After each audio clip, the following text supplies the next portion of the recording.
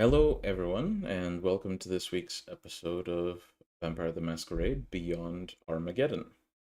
Before we begin, a few announcements.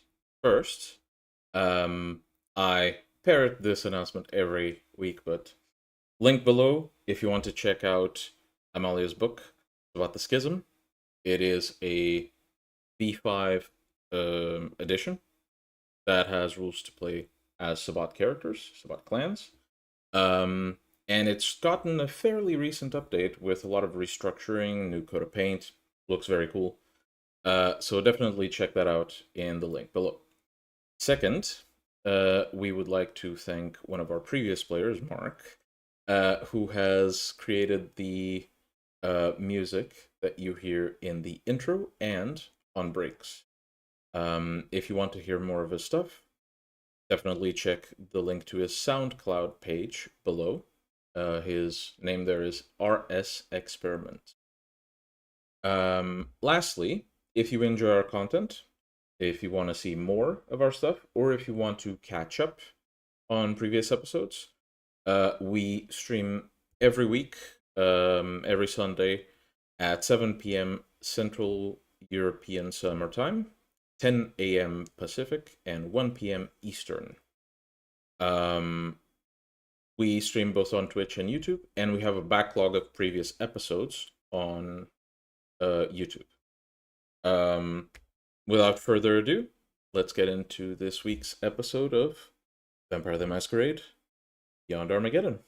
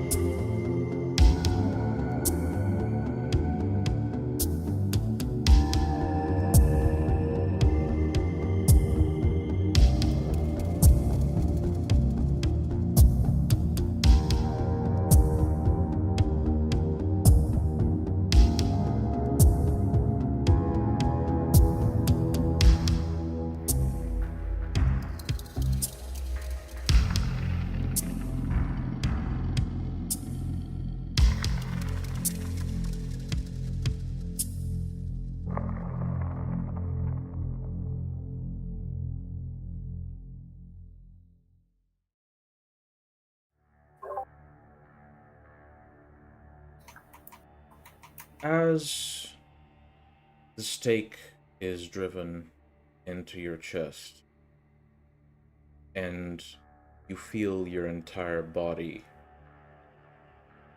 stiffen up for a moment, you feel stunned by the fact that your child, Caroline, did this. As you fall back, hitting the ground,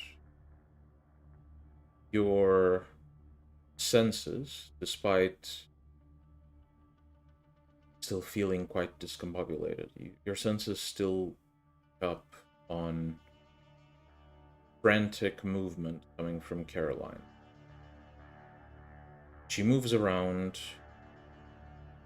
very clearly by the feeling you get from the floor and the shadows you get on the walls, very clearly walking around you, setting something up. And as you hear sort of scrawling noises on the floor, she continues saying, "Are you sure? Are you sure? This is absolutely necessary. Are you absolutely sure?" And after a few moments, the noise stops, and then you begin to hear her chanting. And as she chants, you feel this empty sensation manifesting right below where you're laying down. The lights in the room fade, until there is nothing.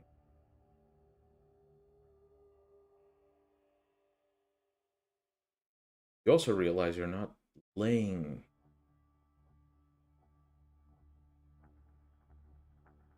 You attempt to reach up your chest, and to your own surprise, you can move your hand, place it on your chest. You feel no stake there. Look around at this pitch black darkness. And just as you're about to give up on seeing anything, hearing anything, smelling anything, you see this figure. It manifests almost out of the emptiness around you, with a small flash and the building up of this very bright orange light. The figure only illuminates part of itself, but you can tell the light is being held in a human hand, or at least human looking. The parts of the body that are illuminated, very clearly human, can't tell what gender necessarily.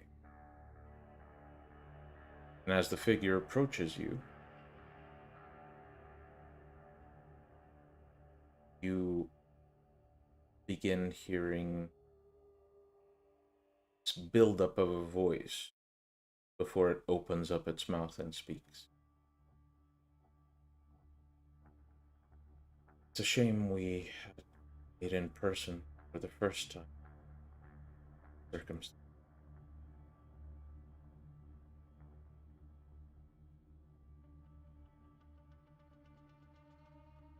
I just look at the figure, trying to measure it up.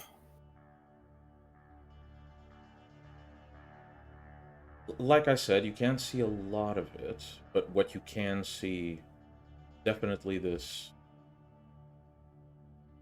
very almost polished version of a human. You can see now that it's a bit closer to you, parts of the face, which there's no hair, the skin is very smooth, no blemishes. And it strikes you as the face of someone who is very sorrowful, someone who feels a lot of pain for others.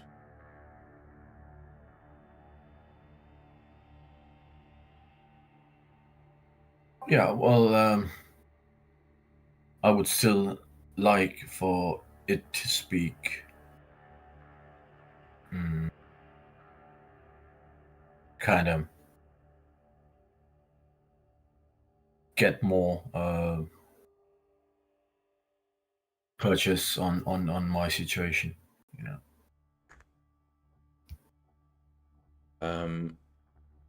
Well, you wait for the figure to speak some more. It says, "Hope comfortable. I did what I could to stop you from feeling what's actually.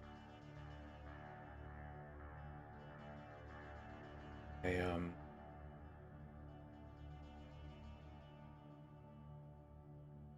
because of your child's betrayal, right now I can't extend my wait to see if someone rescues you." So I do recognize the voice then. Yes. You do recognize the voice. It is the more recent one if that makes sense. Yep.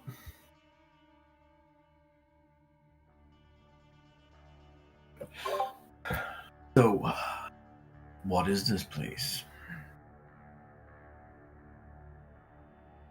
Bit hard to explain, but think of it as an isolated pocket in your thoughts. It is, and yet it only essential.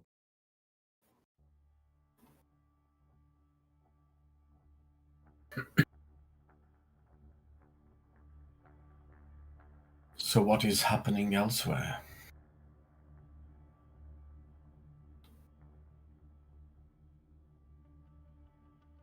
Are you sure you want me to?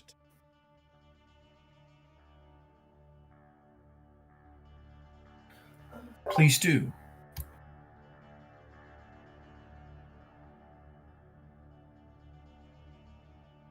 Caroline has pierced your heart with a stake. Afterwards, she called upon the assistant. Some of the fallen. Hide you. Sure you couldn't be found.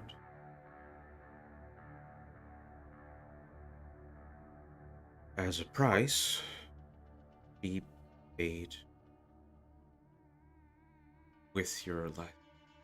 I'm not entirely sure she knew what she was doing. I fear where you are won't exactly be stumbled upon. It's not for a very long time.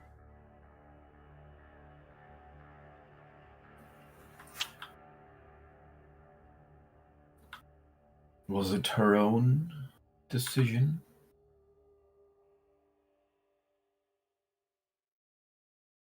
The plan was put in motion by something, but the decision to follow that plan, it was entirely her.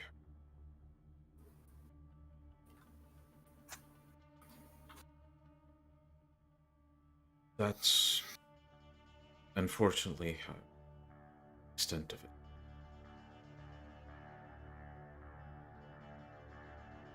Continue.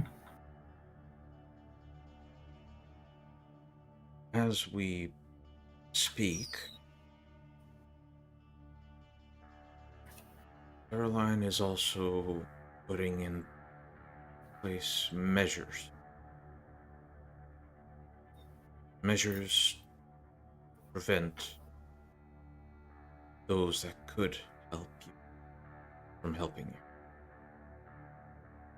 She let something loose, and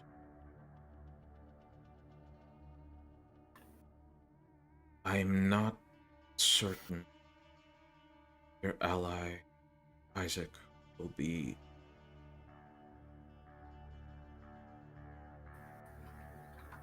I hope he can withstand what's coming.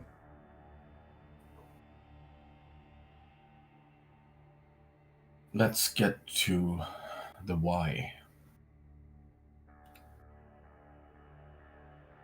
Simply, relation. Caroline has certain beliefs she's doing. She thinks the only way to prevent something from happening is to build a following. She siphoned a lot of Isaac's believers into her own following. The rituals she's put in place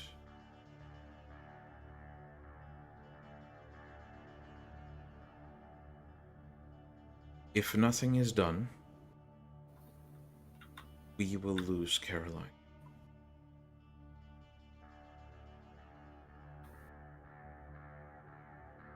And was this manipulation?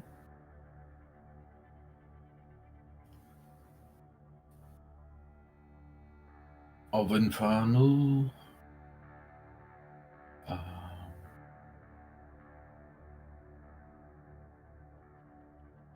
I believe so. To what extent, it's never certain, but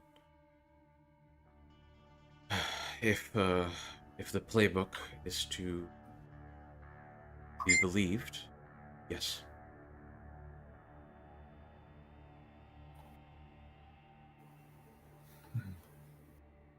That's too bad.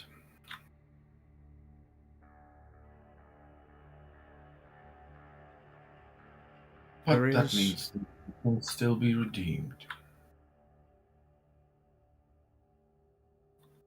It's one of the reasons why I chose to help you. This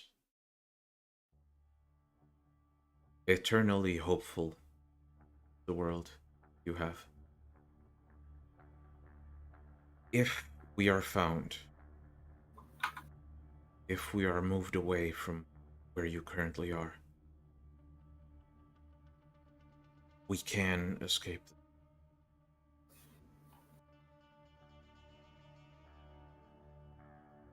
I know you do not wish to accept my, so I'll plainly state that what has been set in motion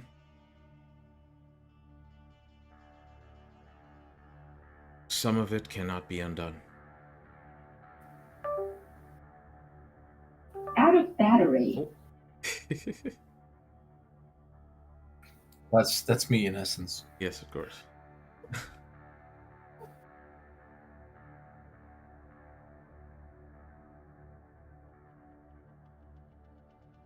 Caroline's actions, they may not have been entirely malicious in origin, but she is doing the bidding of something she does not quite understand.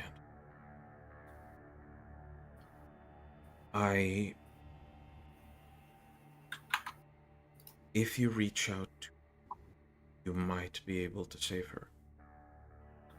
But the time it would take would also prevent you from taking the other path.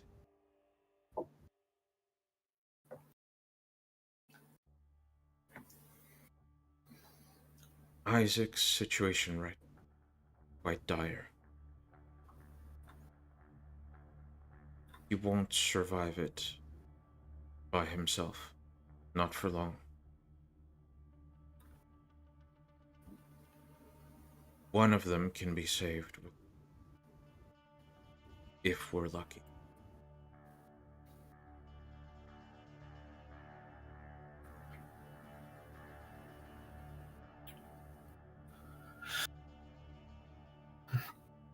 That is not a good option. Or lack of options, I would say. Unfortunately, without my help, I don't think you can reach both.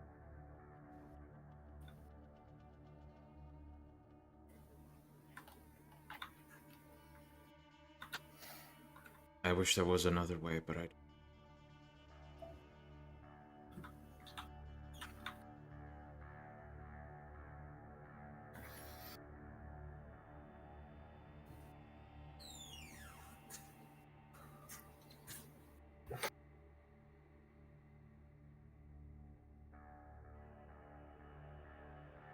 And by reach, you mean you could have me. You could let me connect to either of them? Or? If you choose to proceed without my assistance, they can be taught out of this current path if we are removed from where we are in time. However, one of them breaking out of this situation they are in mean the other one be consumed entirely. Whatever is holding both of them, it's prepared for this.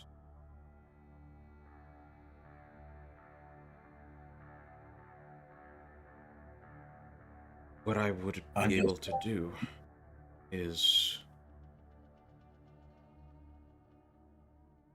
simply the same thing I did with you.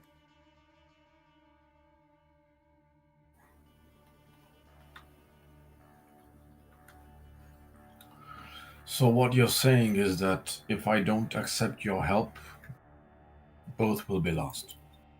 No. If you don't accept my help, and if we're lucky, you can save one of them. If we're not lucky, or Pack's current efforts are not successful, then they will both be lost. Not entirely sure if you will survive either. If we are lucky, you do accept my help,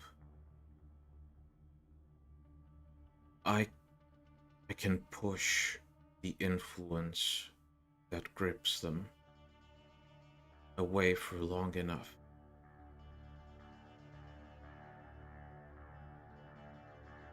But you would have to accept my help for that. So, I understand if you... And what do you get out of this? But simply, you, Isaac, and Line remain free from the influence of others. That is enough for me.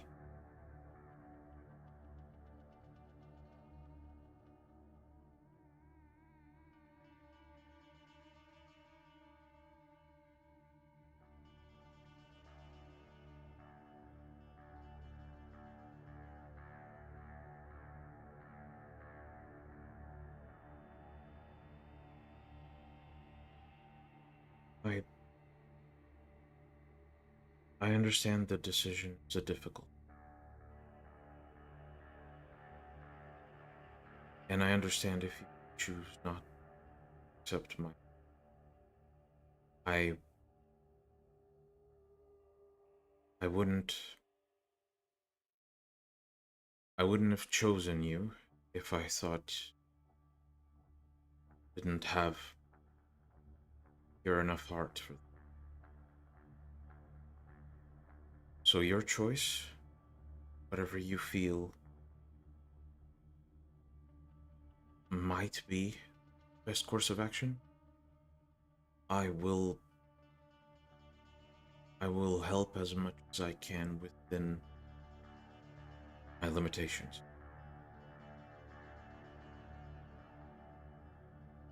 Till then, suppose you need to think about it. It's hard for me to accept offers from those whose names I don't know.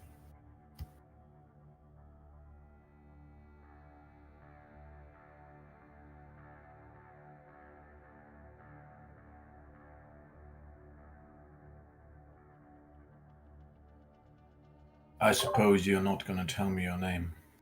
Wish I could.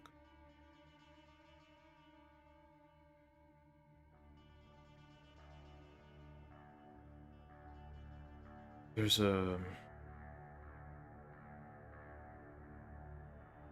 There is a logic how the world works. Both the world you know be real and the world you don't yet recognize reality. By the rules of that world, the only way for me to remain as I am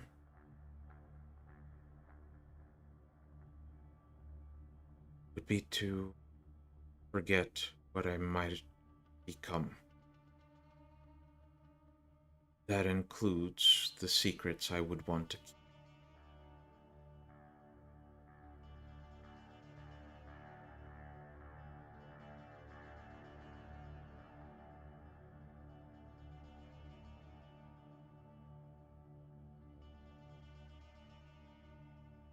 I think I've lived long enough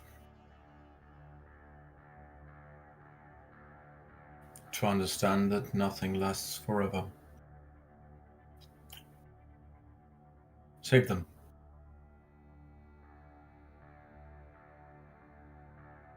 If we get to a safe place and I will. The moment the sun has risen, I'll provide you whatever assistance once night. For now, try to rest and prepare yourself. Experience won't be painless.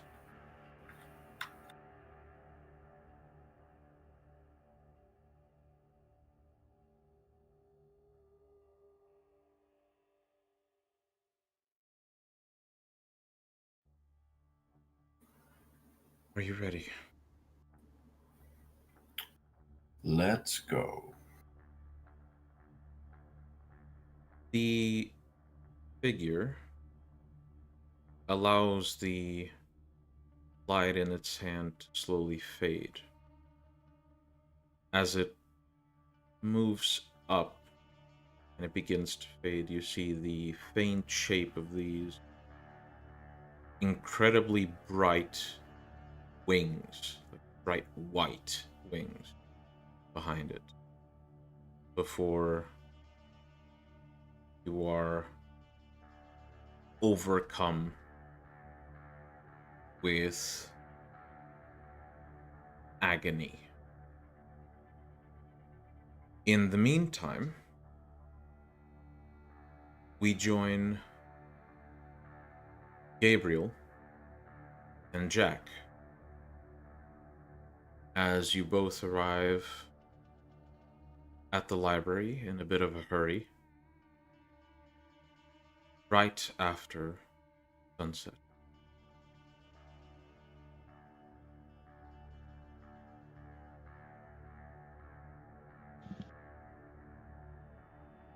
Did somebody message us to come? No, this Or is it's just like... I have reason to come on my own. As discussed, you are in the midst of investigation to see if Abel's so just condition the hurry can be was rectified. just to like... Do not waste time. Mhm. Yeah. Anything fun you found? Because I don't know. Something is not working right.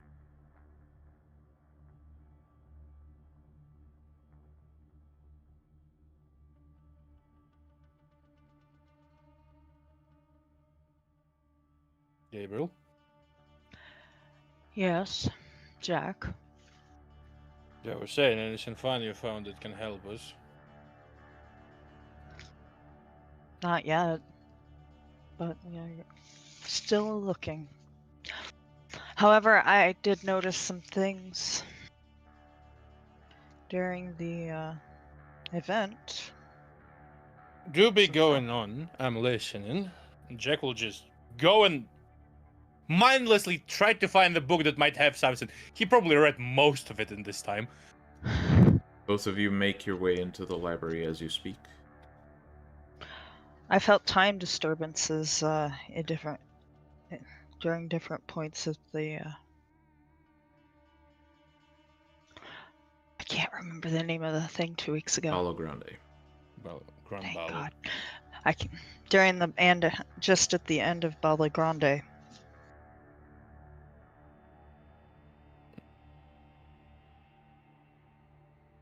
When the blood bath happened, right? I think so.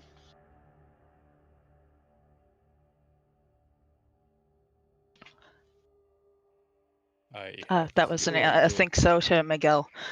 Yeah, the Yes. blood bath was the last thing before we Yes, arrived at the church. that is exactly when it happened.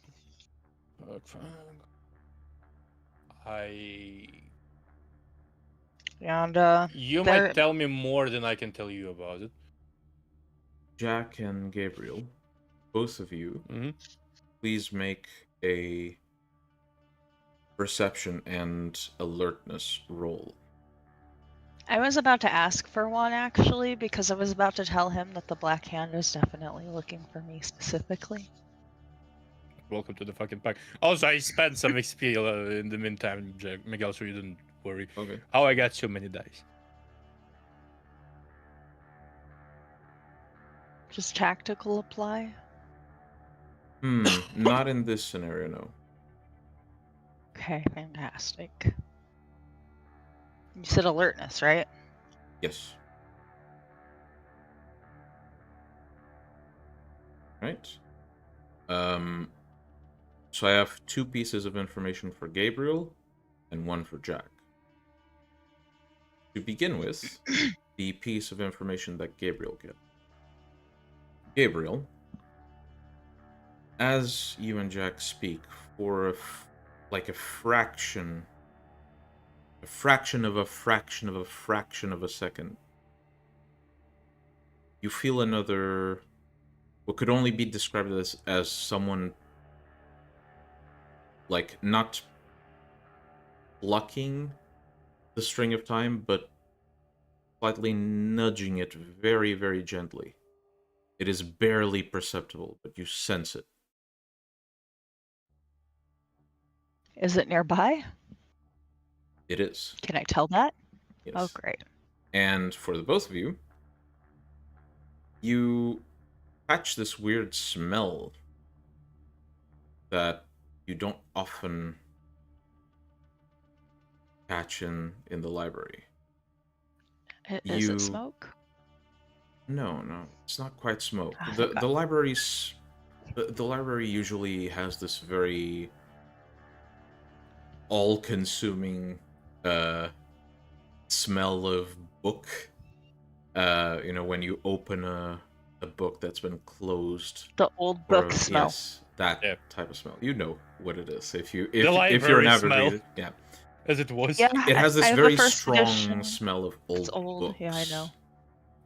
And this time, sort of pushing very slightly against that smell, you catch an odd scent. You don't quite recognize what it is at first until it clicks in your mind given the circumstances. This is the smell of sulfur. Oh, fuck. I just felt a time disturbance just now, and it's close. From that direction, right? I point towards, like, the place where Abel is, like, Your hidden. lab. Yes. They're here. Shit. I'll just grab Gabriel by the shoulder and just blink through the shadows. Mm-hmm. Faster this way. So, as you... do you blink into the lab or just to the doorway? To the doorway. Alright.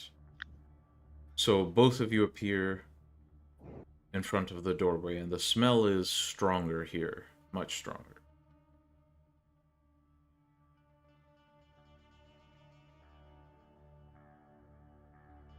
What do you wish to do?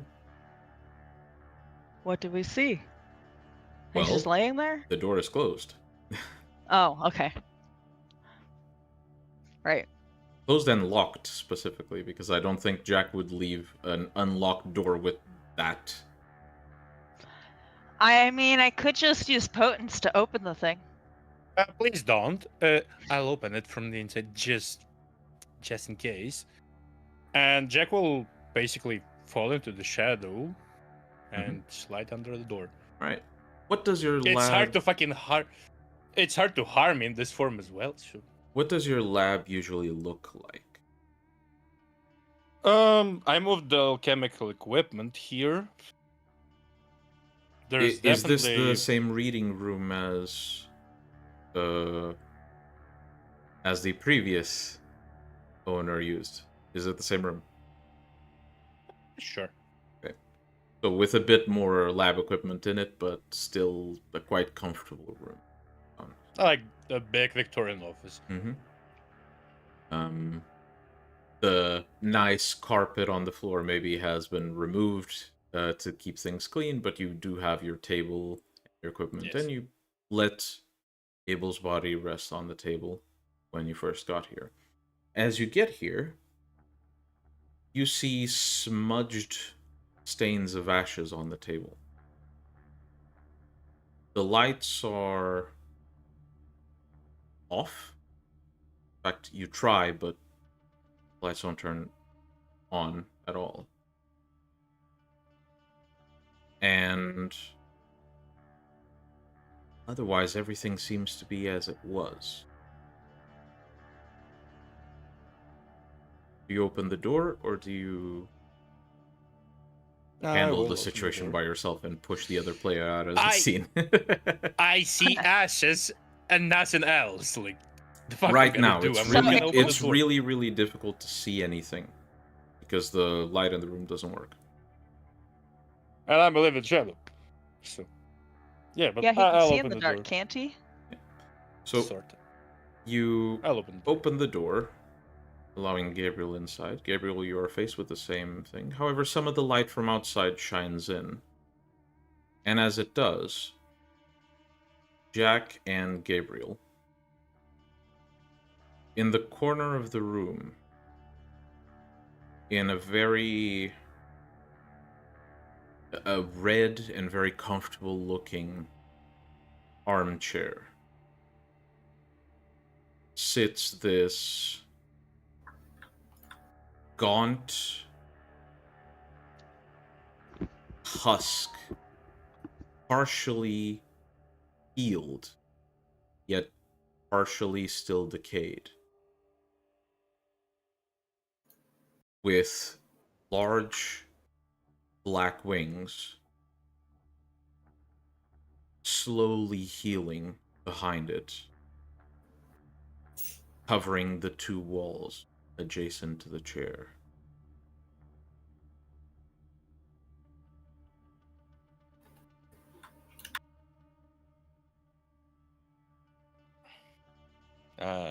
Do we see who the face on the husk is? Hard to tell given the state, but you can make an educated assumption in just because of what you brought into this room. You've come to join me, brothers. Not necessarily. Then why are you here? Well, because you're sinking my library of sulfur, and I rather enjoy my able without, demonic bullshit. Would you prefer cinnamon? I would prefer Can you to demon be do less that? of a smartass.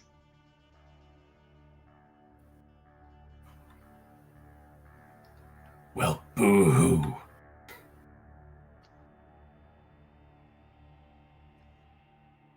So have you found out a situation where I could be healed from this condition? We were in the process.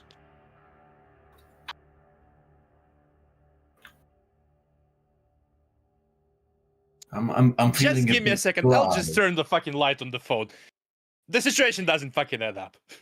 So, you turn on the light on your phone, just aim it at the chair, and now you see a bit more clearly. The flesh is slowly building back up, but it's very stagnant. It's not healing as fast as you would expect a vampire to heal. And information for the player, because this is something Abel is not aware of mechanically. Abel, you are not spending any blood right now, which is important for shit. this. So the flesh seems to be slowly building back up, but very, very slowly. Abel has one of his eyes back. The other one is still this sort of mushy, like He's been smashed shriveled by up the train. raisin that's still Yeah. like regrowing. Oh, he's one of the raisin men from my childhood that sang in the The fuck? commercials. The fuck? Yes, he looks like something in between very dried up mummy and Abel. He looks like Anhotep midway through the first movie. Yes. And steak? The steak is gone. Okay, that. Is no one coming to embrace me? Getting there. Welcome I back to think the land of the embrace living. mean two different things to us. Well, I meant a hug. Getting there. Welcome back to the land of the living. I'm feeling a bit dry.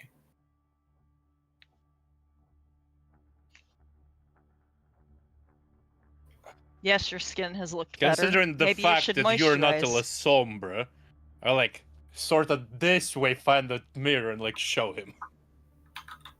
Yeah. Abel, what is shown to you is about as good as you feel right now.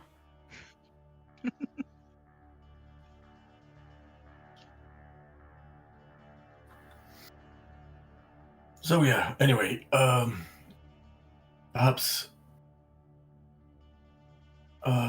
figure out this situation, and then we have stuff to do.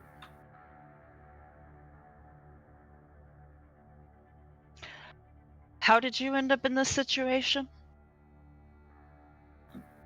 Oh, I was apparently staked By whom? by Caroline.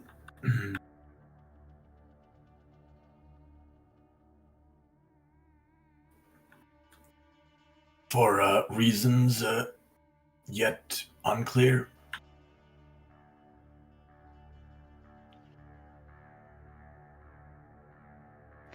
I see. Well, I could kill her. I will kill you. You just get an eyebrow raise, and that's about the extent of the reaction.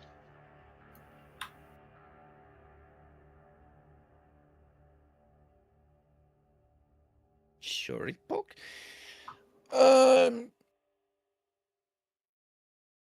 And how exactly are we gonna fix you? Like, don't get me wrong. I would like to try, but I know what you know about the stuff that's going on, so forgive me Perhaps for you sounding should- a bit like weirded out. I know, maybe you could get me a drink. I mean, sure. I'll get him some blood in a cup, 2 points. All right. Is this regular from the reserves, or are we talking something experimental? of Straight yours? from me. Straight from me. Straight. Straight Okay. from the source. So Abel, please roll self-control. Meanwhile, he kept saying he was thirsty. I see him starting to bleed. I'm gonna watch Abel very closely.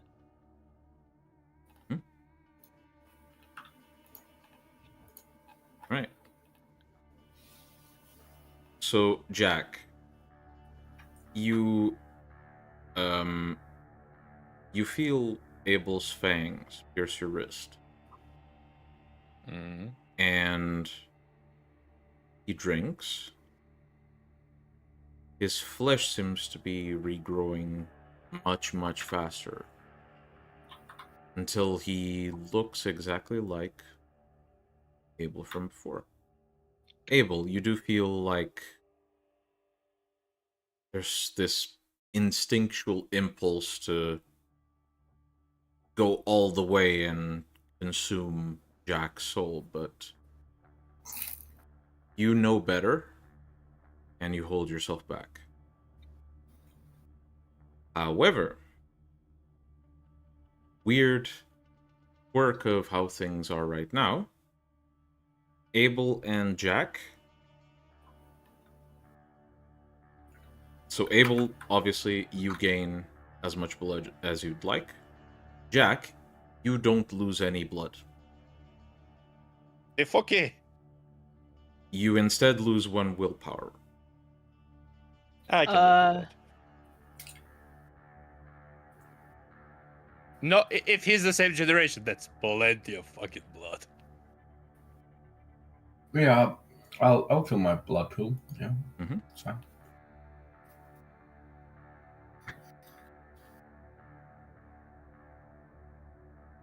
So yeah, Abel lets go of your wrist and seems to be entirely as he once was.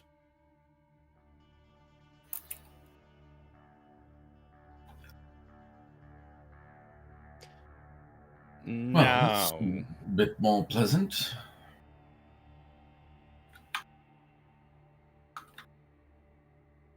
how in the fuck did you get unstaked?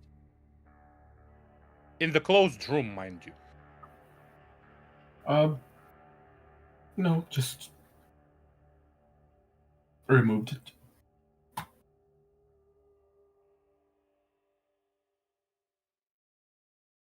Removed it from the equation.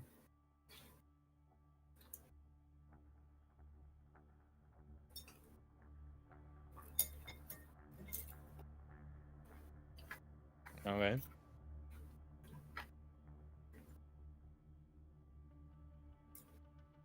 So, no.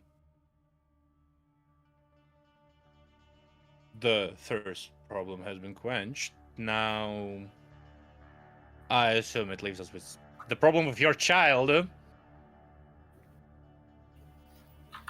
Yeah, it looks like she might have been led astray, so I would need to have a chat about it with her. If we can find her. If we find her, am I allowed to stake her temporarily to bring her to you? What makes you think that I won't be there? If we get separated. After another Halloween go into shit? No.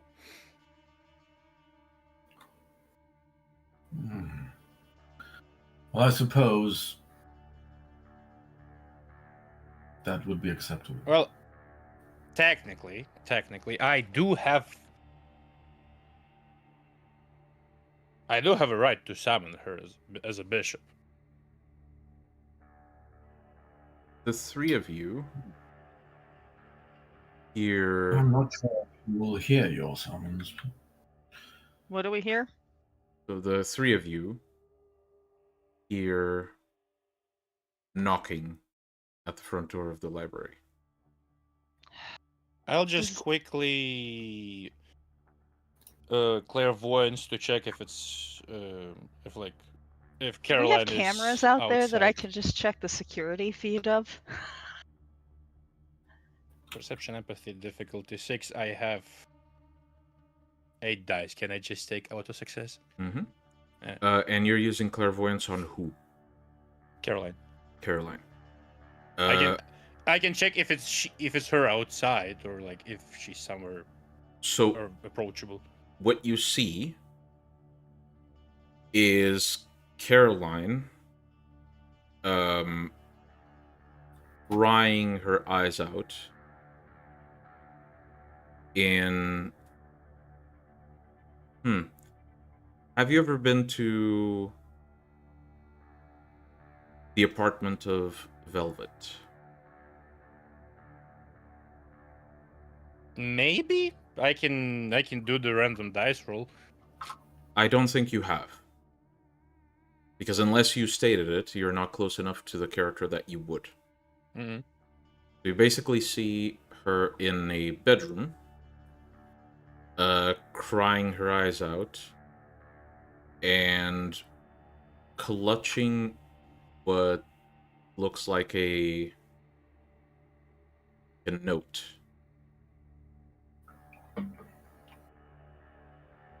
Can I see if I can I check if I can see something on the note?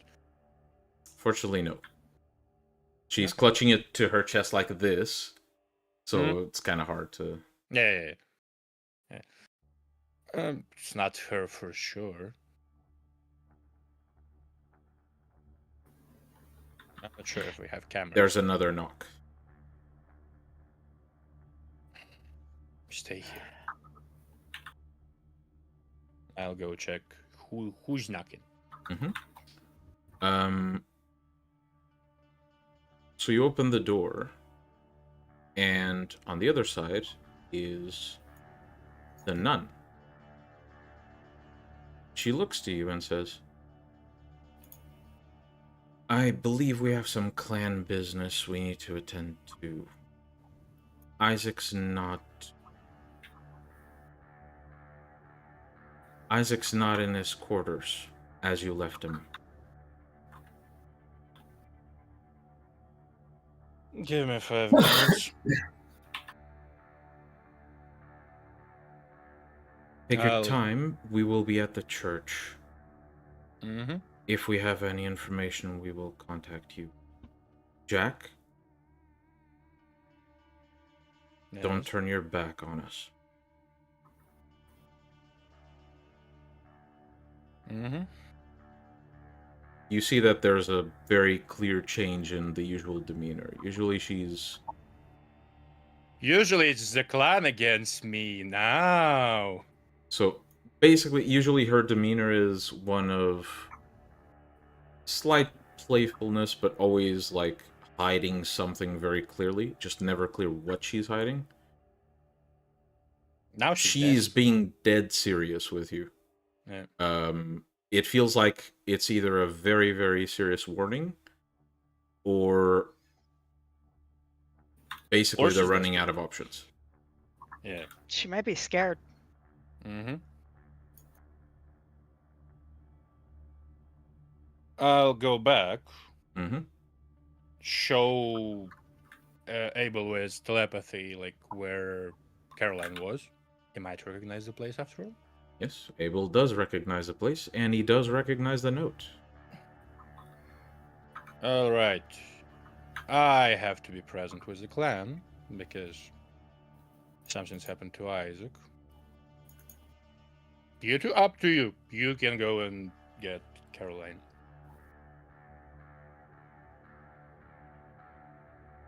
Why don't we stick together? First, Perhaps go we get could also help your Caroline, clan. Then we go to the church.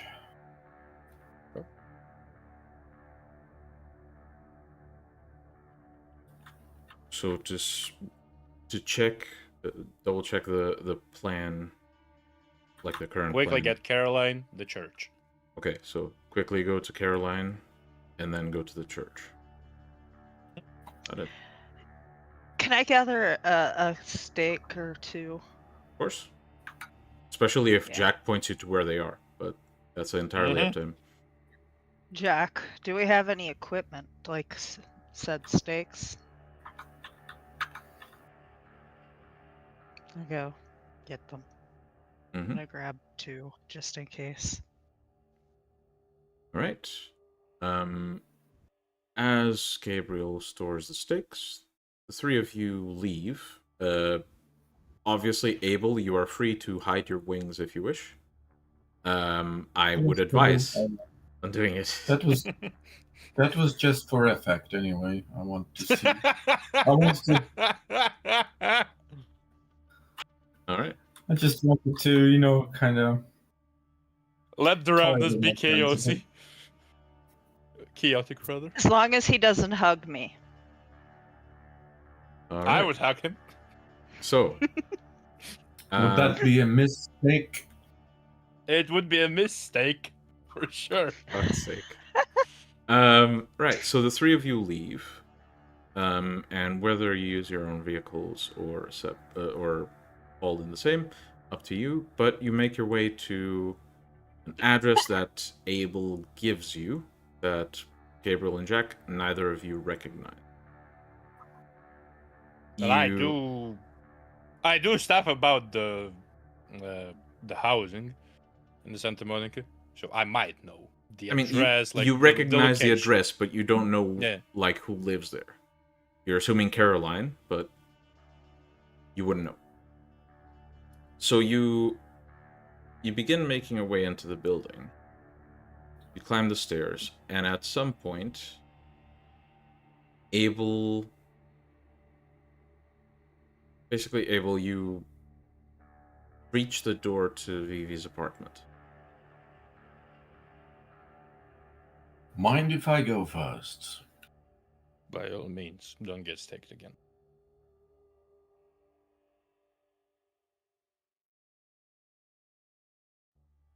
Please do. I do. All right. So Abel, you have a key yourself, so you unlock the door. And as you walk in, you see on the couch with a very bloody steak set on the coffee table is sitting Vivi, who has these blood stains crawling out of her eyes and down her cheeks.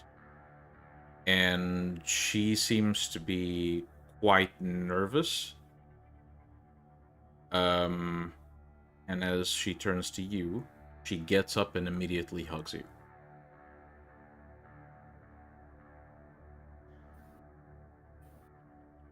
I guess we can walk in while they're hugging, or are we holding back? Entirely It's up to you. okay. It's okay. We can save her. You hear Velvet basically speaking in your ear in the midst of, her sobbing, saying, "I thought you were dead. I thought you were dead." Not yet. She then almost kind of jolts up straight with, like she just had a realization, and then says, "She came home. She staked me. I think she had... There was something wrong with her, definitely, but..." And where is she now? This morning she unstaked me and locked herself in her room. I don't know what's going on. I go to Caroline's room. Mm-hmm. I'm gonna walk in at this point. At this point, yeah, Yeah. we're gonna walk in. I imagine we've been listening this whole time. Yeah, With the door- obviously. I have he left the door Aspect open. 6, I don't have to attempt to listen. It Yeah. just happens. So as Abel walks up to Caroline's bedroom door, the 2 of you walk in. As soon as Vivi sees the both of you, it's like something clicks in her head. Her demeanor changes, and she says, "Don't, please. She's We are just here to misguided. entertain. We're here to support our coder or packmate. Mate. Yeah, brain glitch. She's just misguided, okay? You don't need to take drastic measures. Are you okay? I'm fine. Nothing happened. I look at the It steak on smells the like table. a lie, right? I I don't- smelled the fucking lie. I don't even have to look at her. I'm just going to say, really, what is that? Motion to the bloody steak on the table. She looks to the steak, doesn't seem to be able to come up with anything convincing. Mm-hmm. Then So. it's fine to admit that you're naturally fine. Abel, the door is indeed locked. You're sobbing from inside.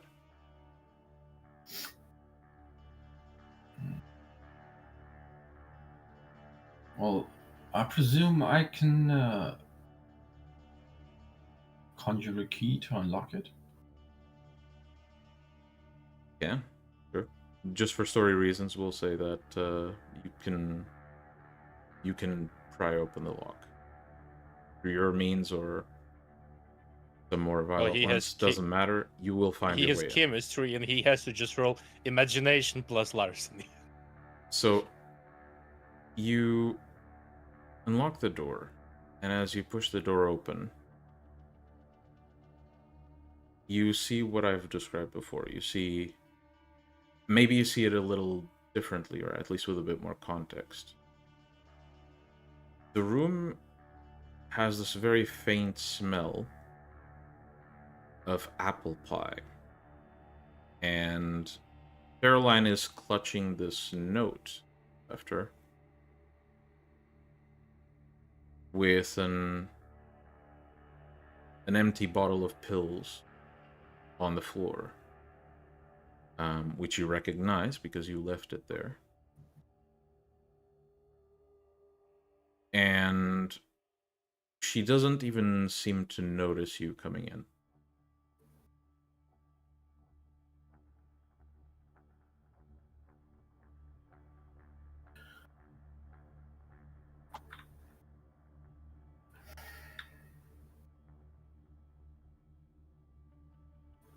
Are we done with this now? As soon as you speak, she looks to you with eyes wide open, and she looks both terrified and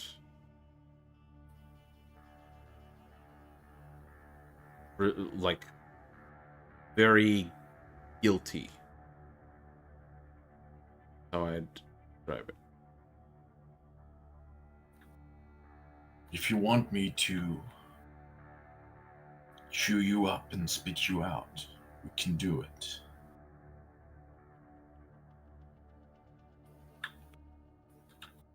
But I suspect there's no time for that right now.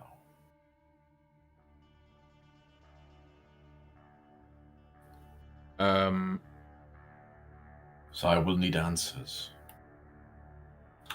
She just stares at you, basically paralyzed.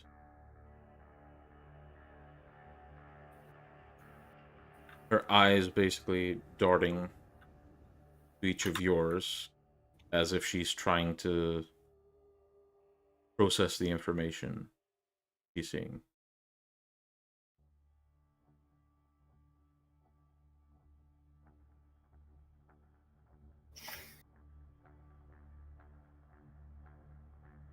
Well,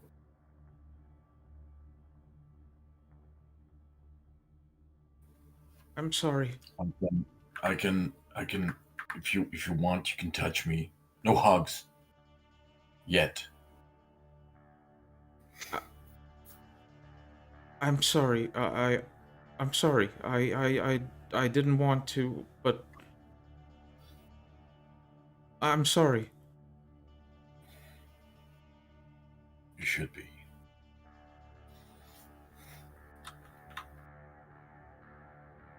How how are you, how are you here? We came by car.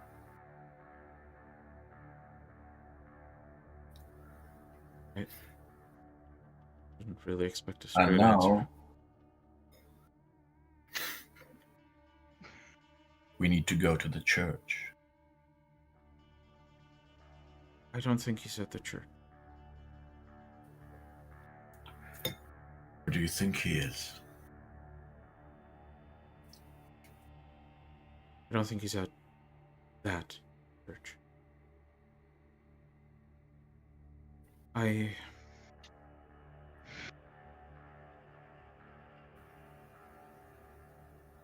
Abel, I couldn't hear it tonight. I tried and I couldn't hear it, and I thought the world was going to end. And when things were fine, I sorry.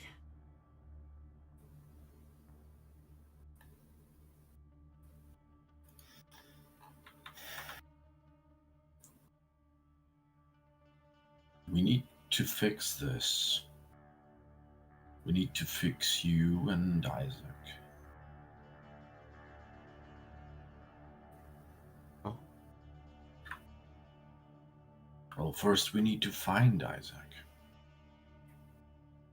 You know, I have presents, he says as he has walked down the hall to by the door just in case.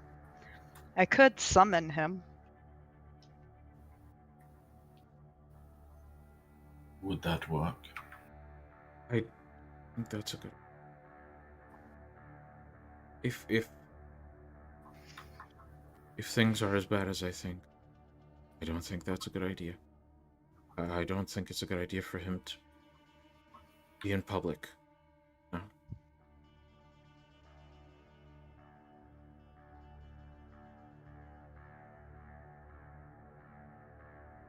Well then. I'll clairvoyance Isaac then. All right. So,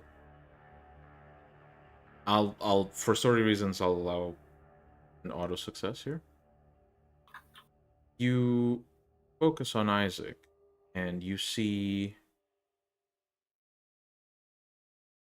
Isaac in this in his former church, which now is completely run down. The door is chained shut. There's no light power coming into the church. There's the only light present in the entire building are the two candles, or the one candle that Isaac has lit up in front of him. And he's on his knees with his hands clasped together, just praying constantly. Notably, the only sign of things you've seen from before are a few remaining small blemishes that run across his arm. Mm-hmm. And even those seem to be fading. And he's just constantly praying in front of the candle without paying attention to anything else. Is his eyes closed? Are his eyes closed? Yeah.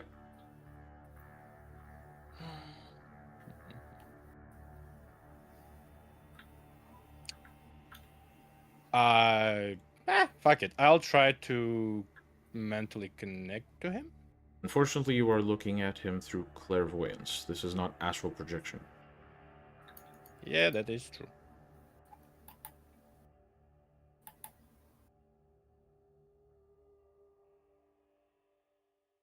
So, Well, yeah. Where is he? His old place. Looks He's like at- shit. I don't know why He's I know praying. that, but he's at his old church, yeah. So my assumption is fucking move it then. And you can tell us in the car what led us here. Yeah, but I'll tell you everything. Just make sure Isaac's okay. Well, then if I don't drive, then I can make sure. Yep, she accompanies you. I could. Hmm? I could drive if you want. Appreciate it. Right. Caroline accompanies the three of you, much to Velvet's dismay.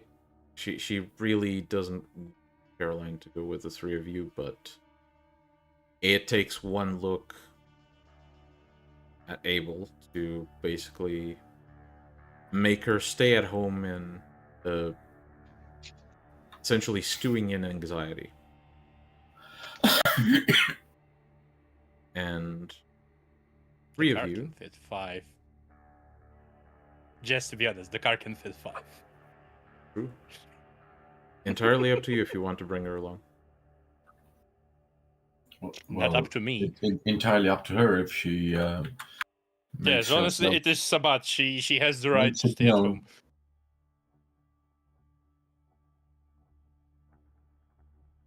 And to be honest, knowing that she wasn't like embracing to Sabbat, I will make sure to tell her she can come with us if she wants. Well, she does. Before she does, however, you see her take the steak from the table and place it basically in her person, out of sight. And she follows you. You drive out of Santa Monica, avoiding the more populated areas of other domains, till you approach East LA. Driving through the barrios and the mostly derelict nighttime streets of these poor neighborhoods that surround the church, you eventually do approach the abandoned church. First thing that strikes those of you who have seen the church before you moved to Santa Monica is that while the church is abandoned, you didn't even need to approach it to see how bad the effects of,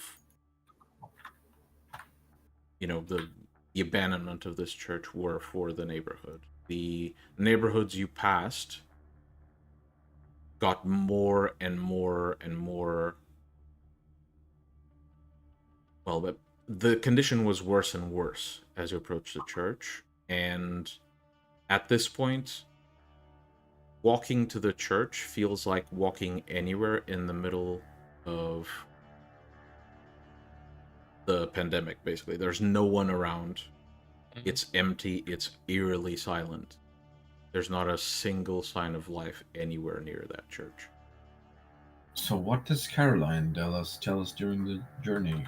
During the journey, Caroline explains that she had visions from beyond of this apocalyptic destruction of the Sabbat. Something was about to awaken, and no matter how prepared all of you were, everyone in the Sabbat would die, starting with Santa Monica. Then it would be everyone in the Anarchs, and then everyone in the Camarilla. No one would survive this. Humanity would be next. The world would be essentially deprived of life. Slowly but surely. And this thing that was about to awaken could only be kept in its current state if the way it was put there was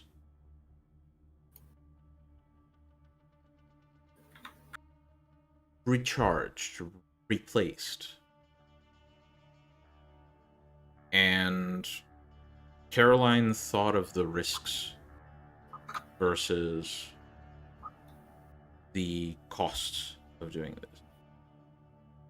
The risk was that if this vision was accurate, not only would everyone in America die, everyone in the world would die.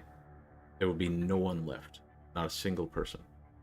The cost, comparatively, was that she would get a group of people together, and those people would do some really, really bad things within Santa Monica. Things that would restore these bindings put on this entity, but things that she wouldn't be sure she could live with herself after.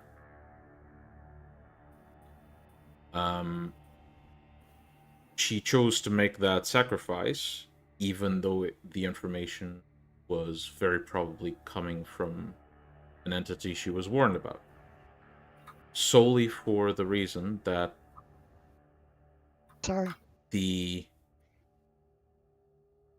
if this prediction was accurate, it would cost too much.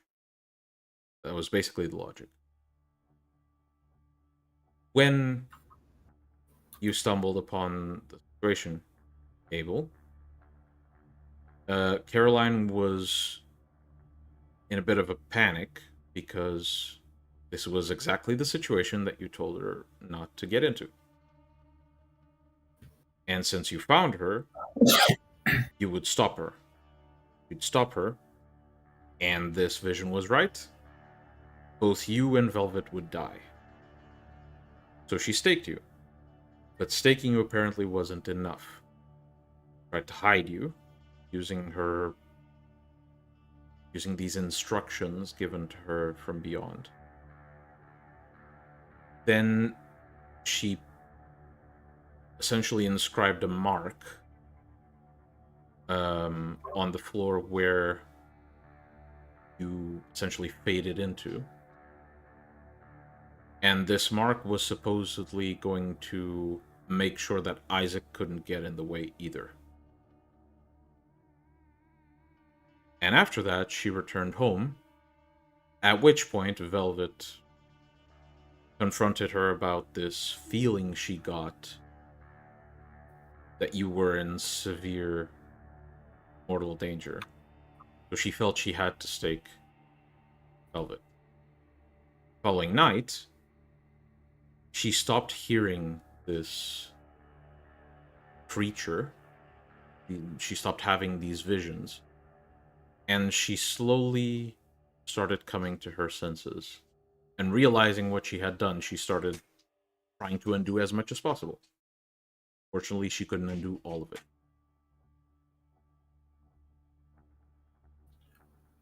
And did you at any point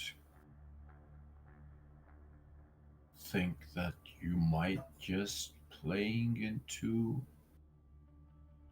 whatever it is hands?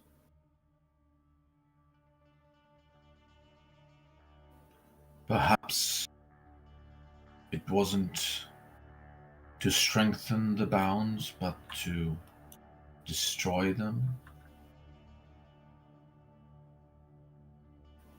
So, you asked this question, and this is as you're driving to the church. After you ask this question, Caroline looks down, and given one of the powers you have, you can sense how much shame that question brings to her. And she just says, I just... If that feeling was wrong, there would be so much death in my hand. Not on your hands. Let's be real, the world's gonna end one day eventually. And there's fuck all you can do to stop it. So, if you do not stop something that threatens you just because it tells you it's not gonna, you can stop it, doesn't it sound like a fucking manipulation? It's exactly what the nun tried to tell me. The world would end at one point. Death is natural and that I should just accept it, but...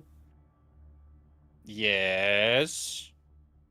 Look, if the world is gonna end tomorrow, and all I can do to stop it is go and kill my friends, my sire is, don't really care about I didn't have to kill anyone I knew. I'd have to do some horrible shit, yeah, but everyone I knew would be fine. Things just changed when... No, when things What changed. are... If the antediluvians wake up tomorrow, how much can you kill to stop them?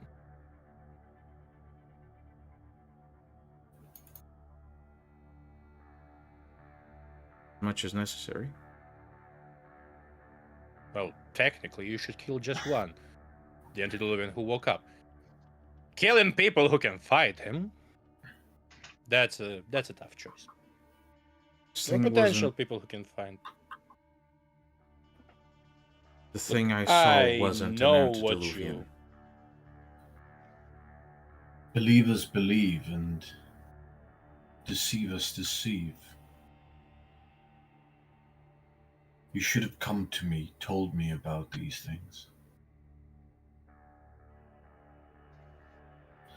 What's done is done. We're not disregarding your moral agency as an adult. But sometimes there are adulterer people who can help.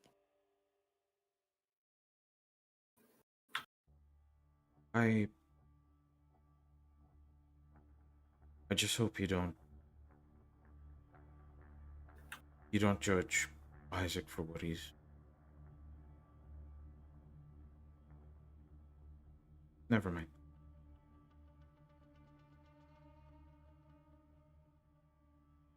What he's about to do or what he's done?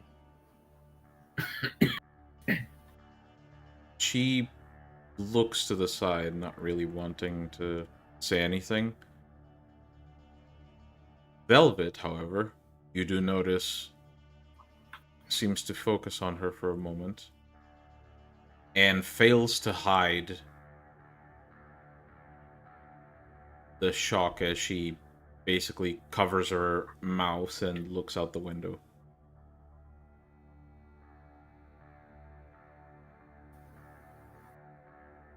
Do not make me read your mind, honestly.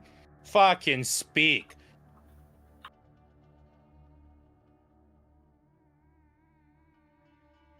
Abel, given your power, you can tell both, for different reasons, but both Velvet and Caroline are terrified.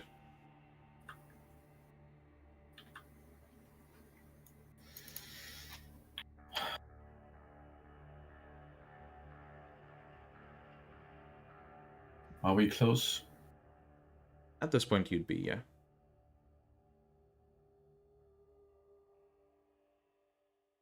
Let's go face the inevitable then. Right. So, you exit the car, and you begin making your way to the church. Caroline and Velvet seem to be talking a lot like a mother quietly scolding a kid away from the public. You approach the front public door. in question. The public in question Is is the that three of the you. mayor, the kid's Um, father? Basically, the three of you approach the front doors of the church, which there's still a chain there, but the lock seems to have been snapped.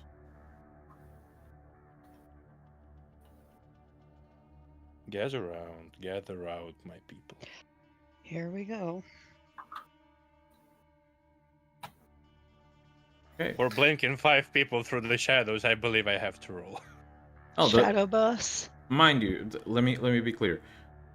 The chains on the door are still there, but the lock is busted. I see. So it's not like the So- door is locked.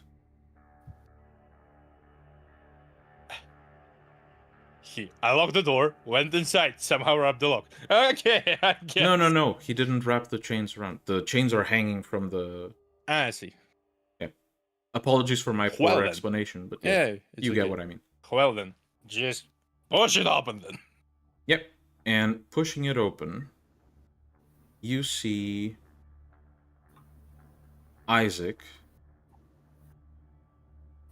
very vigorously praying in front of what remains of his old altar, with a single candle lit in front of him. And he looks basically like he's always looked. Seeing this, Caroline basically her reaction is to say "Heck?" with a very confused tone in her voice.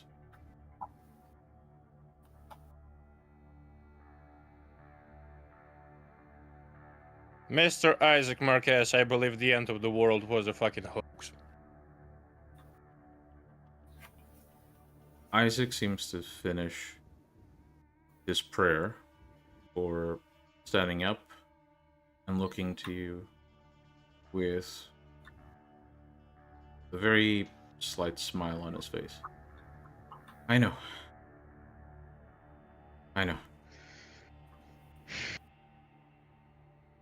Good. Now, what I'll give did you Isaac a do nod. so that the nun had to find me?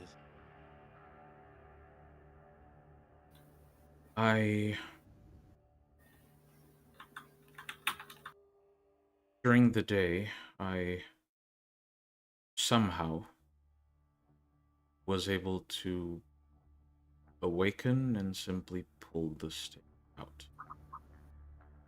Mm-hmm.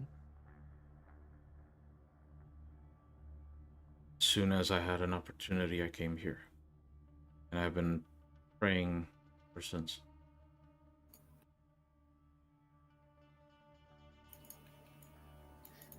But you must mean what I did before. Presumably.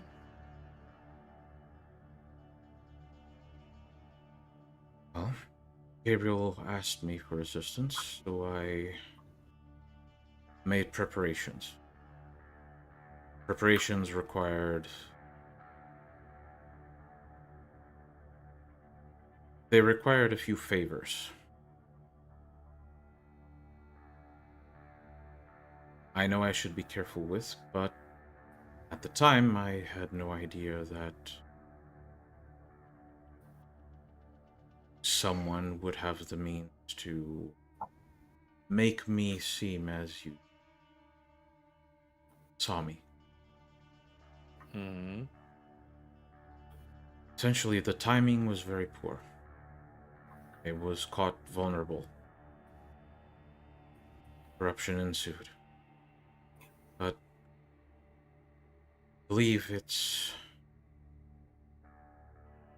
thanks to the light of our Lord that I've been spared the curse. Did you kill somebody? In the since Grand Battle? No, I counseled Caroline when she asked, but I don't think she was the one who did this.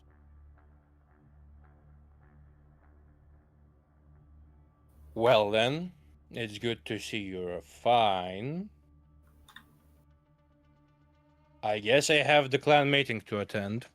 You are part of the clan. So, the three of you, actually, Jack, you're busy in a conversation, and Abel, how focused are you on Isaac right now? I'm very focused. Okay, so Gabriel, please Yes. roll perception and empathy. Okay. Do emotions or tactical apply? Emotions definitely do.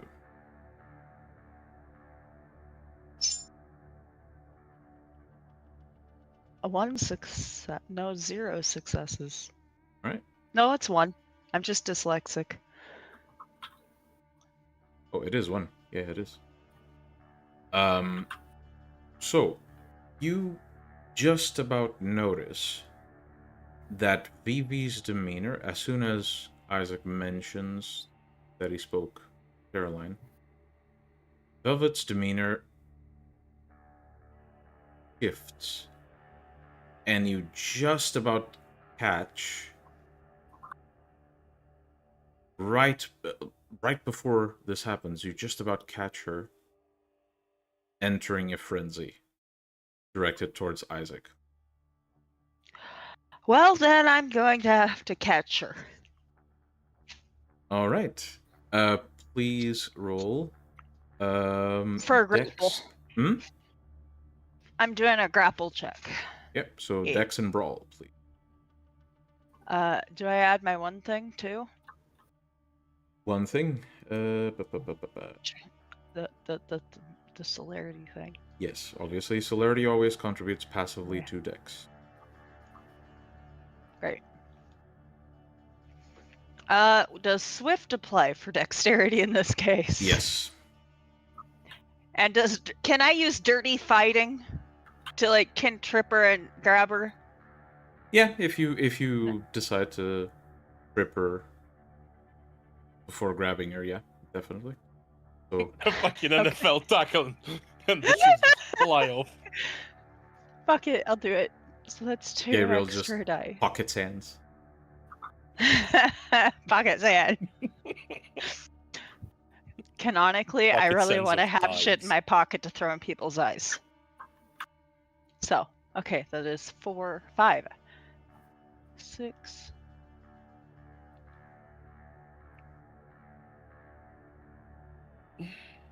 Okay, that's a lot of dice. Sorry, it took me a minute to math. Oh my god, that roll. It's a lot of dice. Okay, yeah. Please tell me how you That's 7. restrain Dear Velvet. God.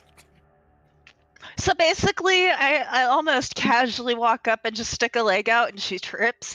And then I grab her and twist her arms around behind her and hold her that way so she can't get away. Yeah, Isaac basically With her flinches. mouth away from me. Yeah. Isaac flinches when this happens, and Velvet doesn't stop trying to escape, but you have a pretty firm grasp. It's not like she's going anywhere. Yeah.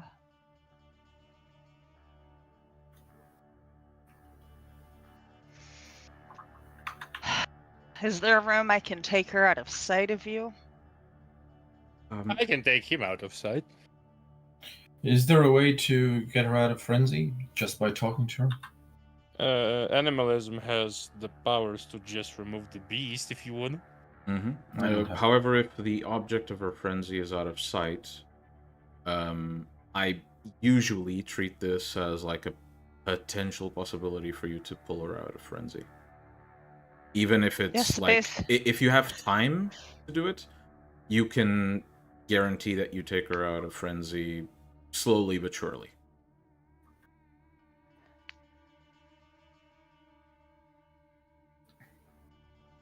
I'm just going to take her out of sight. All right. So, I'm going to manhandle her into another room because churches have many rooms.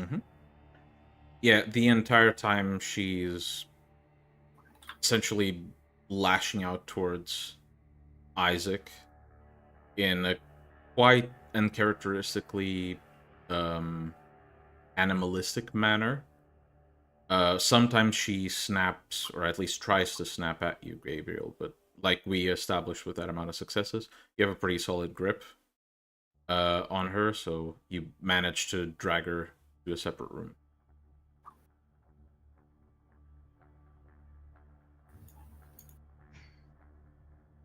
Yeah. Yep. Basically, Isaac, seeing this, looks to the remaining 3 people in the room and asks if... What happened exactly? Oh, you know. I people look at the with- very dysfunctional fucking family. Let me know when we can come back into the scene. That Once and she's calm. that. Isaac, we have a clan meeting to attend. Abel, I'll tell you to bring you a car.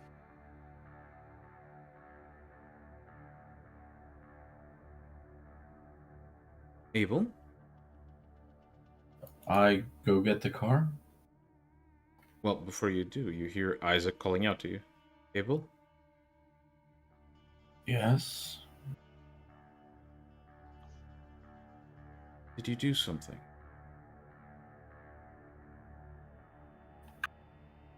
Perhaps.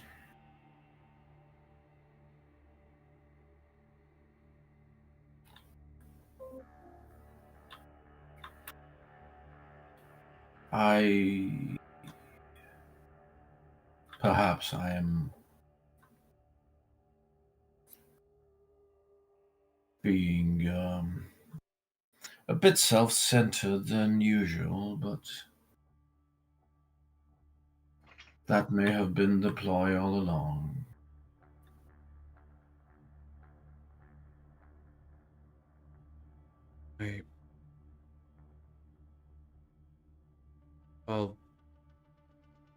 I'll pray for you. Hope you know what you're doing. Don't pray. I just hope that you know what to do when the time comes. I won't falter.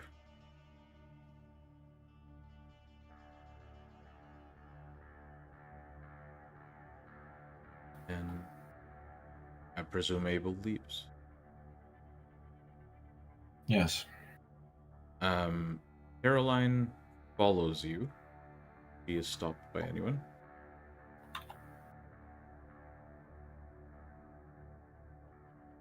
The stern parent talking is gonna happen after the clan meeting. And yeah, eventually Gabriel also comes out with Velvet after Jack and Isaac leave. Velvet this time being a bit calmer. Jack, as you leave, you notice that much like a human would scar up, Isaac's arm has a similar mark to what Gabriel had, only it's scarred up instead of carved in. And the two of you leave. We will take a short 15-minute break. We will be back very soon. See you in a bit.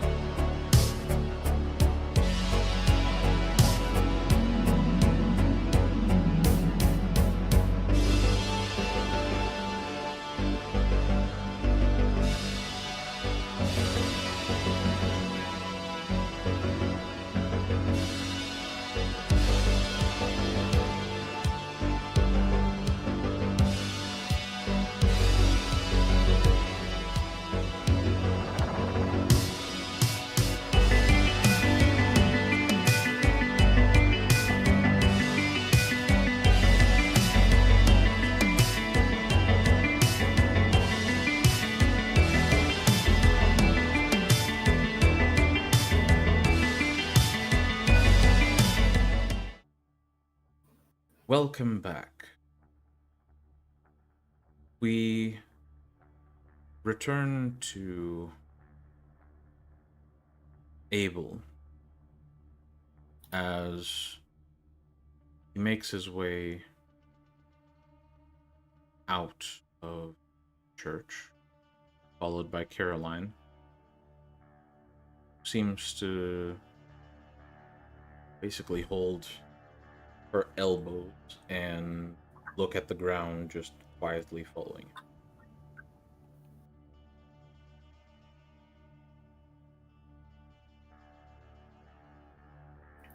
I do notice her, right? Yeah.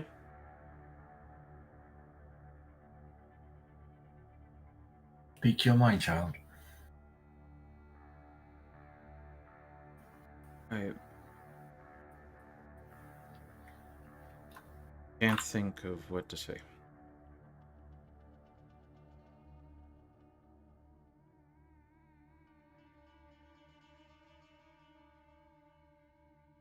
Well, then just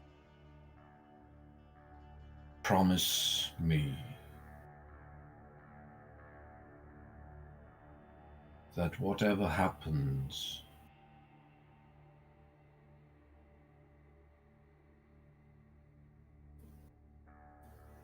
you will try to do better. You have a second chance as of now. Don't waste it. Promise, Abel. I'm sorry. I just so scared at the implication of what was happening. I thought was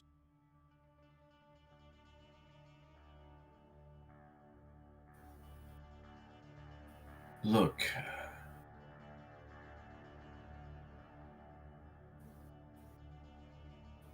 it is perfectly understandable to be scared of the unknown.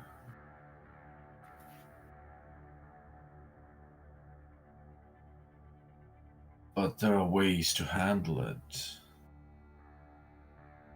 At least better than you did. no. I just Just you have to understand that you're not in this alone.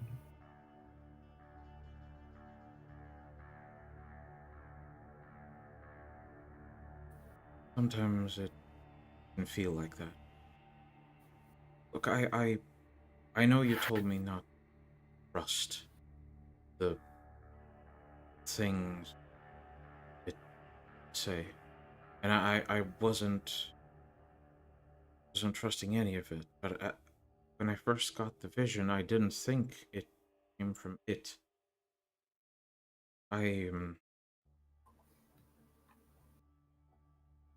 I learned something from Iris. I thought I just saw what was actually happening. Maybe I didn't.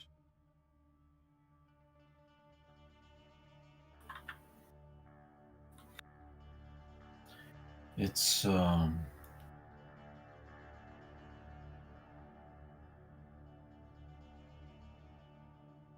sin, you know? Pride.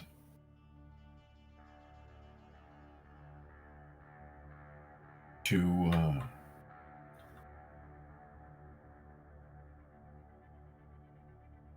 feel that you are the only one with the answers.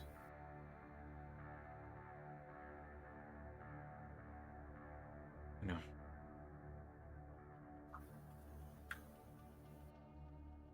I And thought that's what they do. They prey on our sins, our weaknesses, so to say.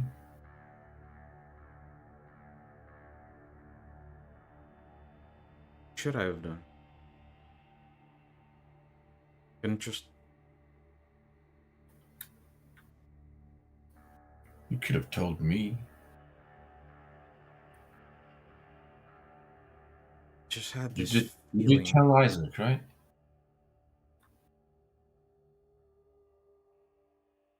Complicated. I told him parts. Oh. Part of a story is just as good as, well, half a story.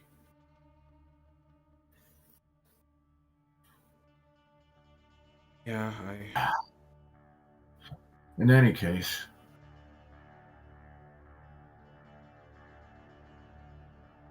you have to put this behind you now. You know now what you're up against. And you need to prepare. You need to learn more. You need to find a way.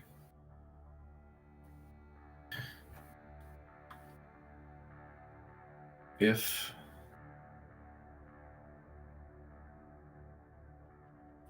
you need some guidance,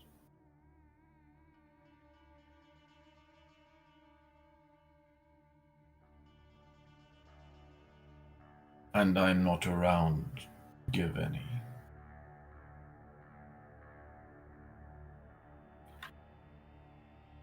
there's a book in my van. but why wouldn't you be around? I mean, I know bad things can.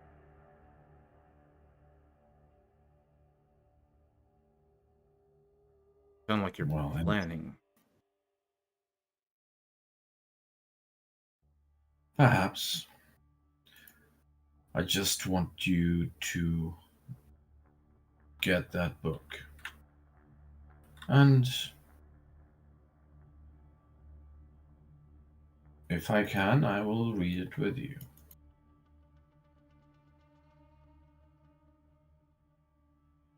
I think that'd be a good idea at some point.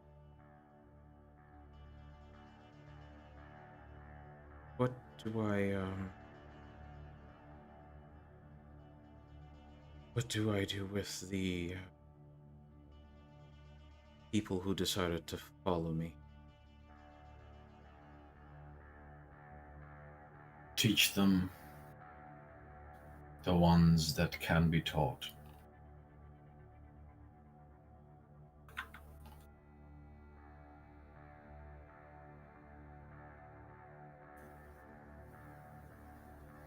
Let the others go, if you can.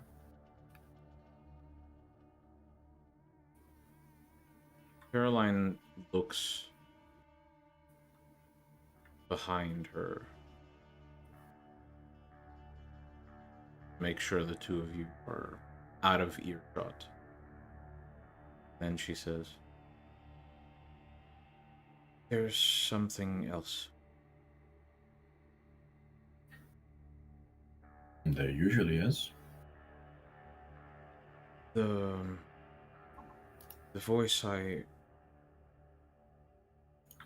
we knew I was going to hear things. The voice I heard, it was very, very clearly malicious. But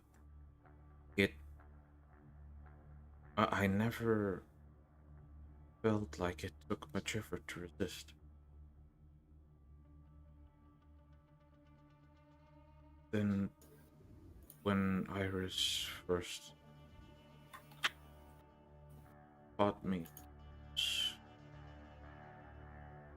and powers, something happened. Had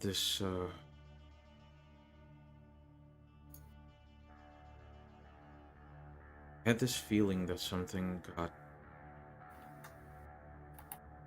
burnt or pushed away.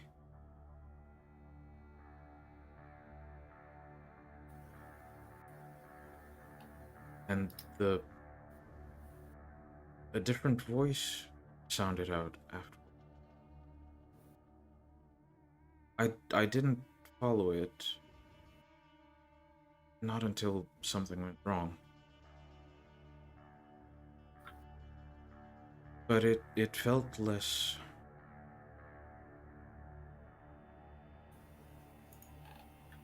It felt way less cancerous. Way less invasive. Does that make sense? It does. Now I can't hear it. Comes back. It won't.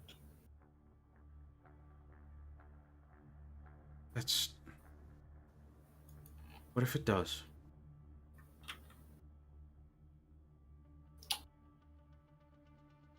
Then there's no deal. She seems a bit puzzled by the statement, but doesn't question it.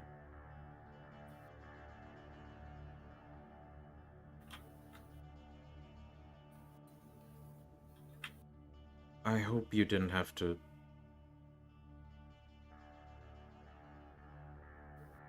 I hope I didn't cause irreversible problem. Hope is a good thing. Always have hope.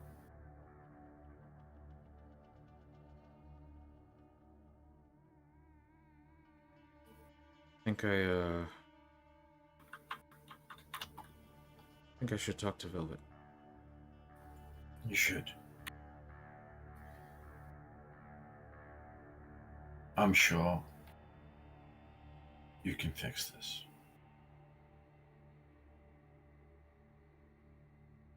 See you at the Haven later tonight? I'll be there. If I can.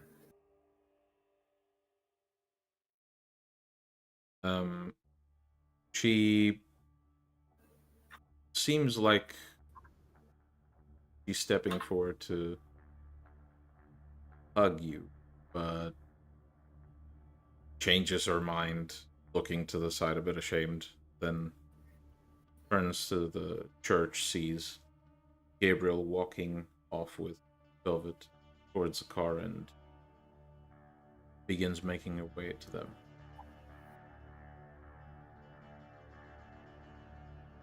As Caroline walks away, you hear the voice once more. I know what you're thinking.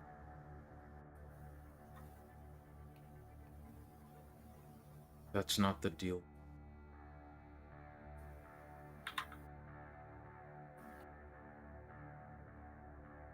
What deal did we make? Simply gave you the opportunity to save both of them. Did.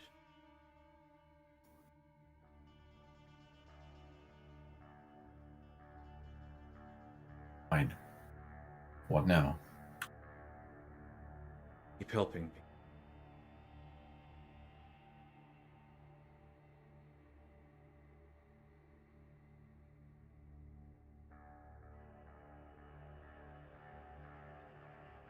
Until?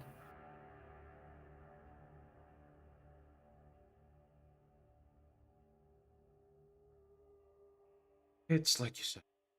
It's forever. But hope it lasts.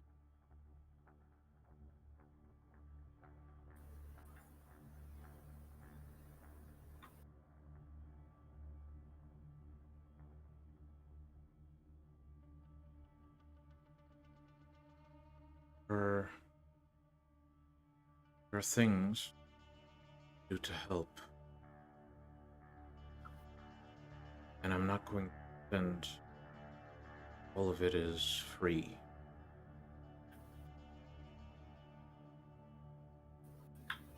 But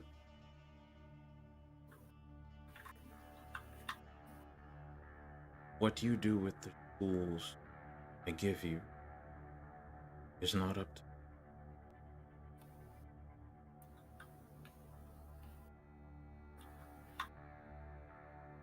So,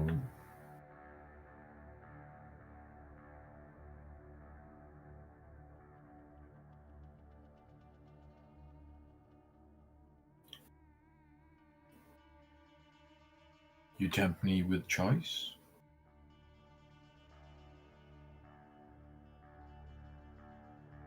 empty. I simply offer tools, situations.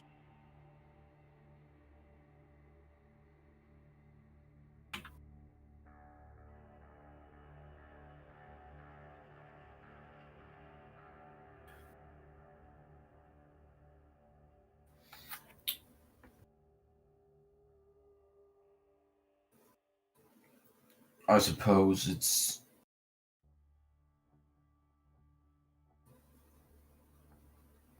not possible to avoid situations of hopelessness.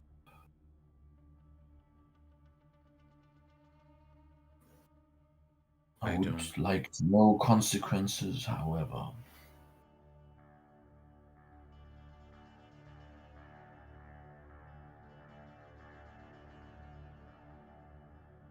Isaac would have you believe all of us are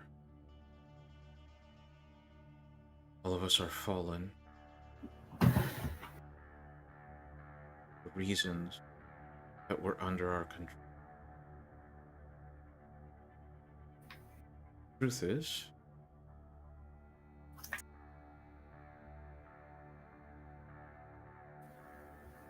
I'm not so different from the people that live day to day around you. Not. I'm just someone who's took too far down a different path.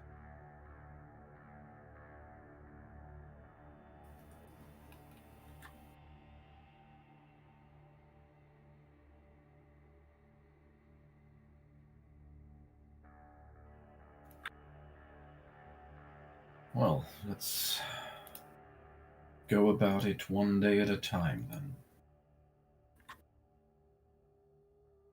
Day at a time.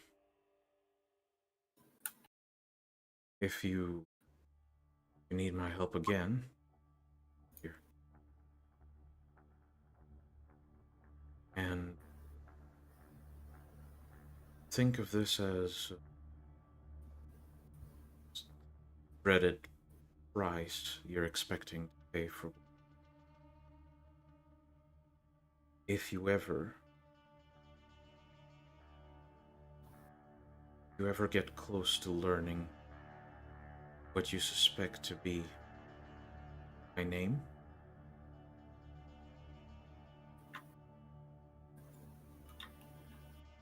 avoid that knowledge cost.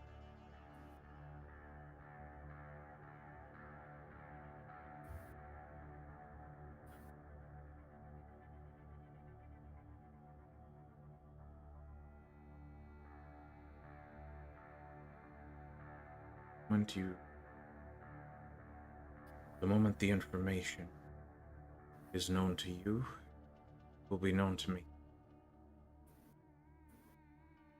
I'm not sure there is a way back for me. That.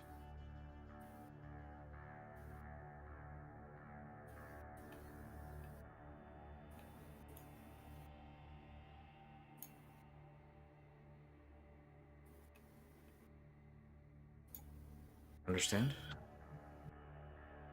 Fair enough.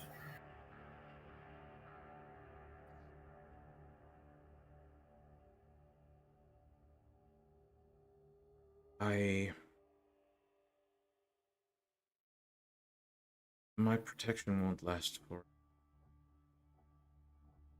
Eventually, Isaac will once more be plagued by others like Caroline will have her own trickster at the back of her mind. Again, until that's the case, there will be no such perversion of their mind. And as you stated, Caroline should not hear the voice she once heard ever again. Isaac, maybe your ally, Olivia, the name one. They should know a way to permanently. But so long as she has that power in her, she is at risk.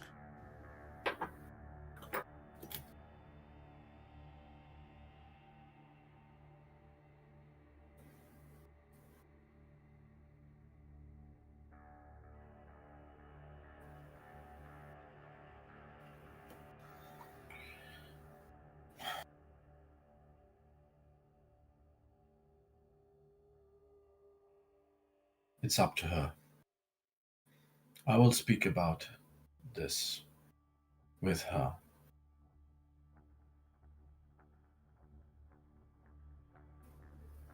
You might not believe I say this, but I do hope things go as well as they can go for you. That includes good fortune for Caroline, Vivi, Isaac.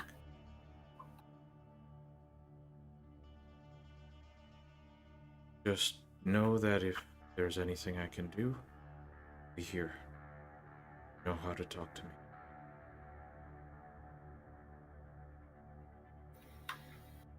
All right.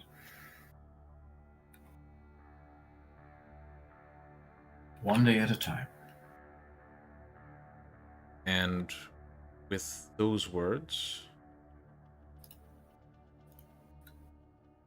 you don't feel the voice, or at least the presence watching.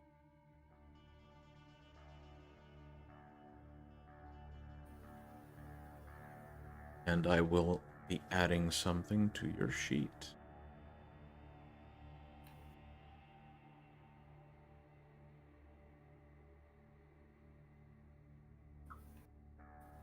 Go.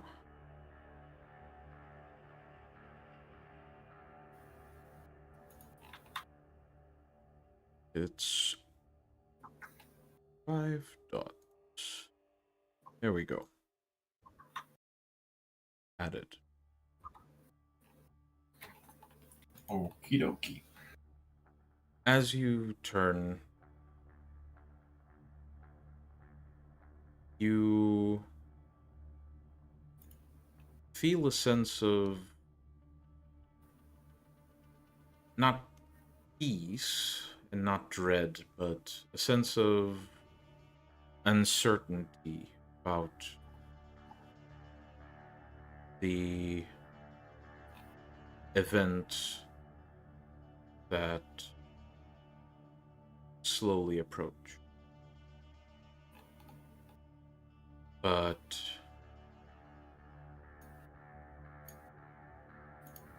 after playing those scenarios in your mind over and over, would you say that you would have made any other choice if given the opportunity?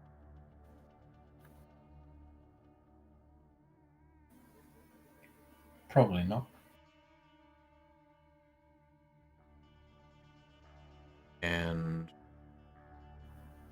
with that in mind, you get in your van, start the engine, and with a glance towards Velvet and Caroline, who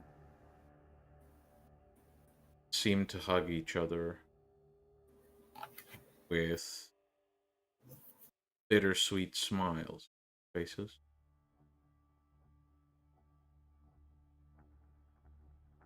You steel yourself in the decision. As you do, we will now join Gabriel a few hours after, as he Yeah. awaits out of sight outside the church from where Jack exits. Not being followed by Isaac, but instead being led out by the nun, who looks to him, says, "We thank you for your assistance, Jack, and I believe I can say this with certainty. The clan appreciates you being back."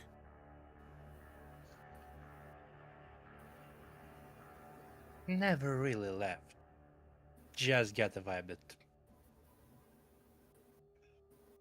nobody really liked me.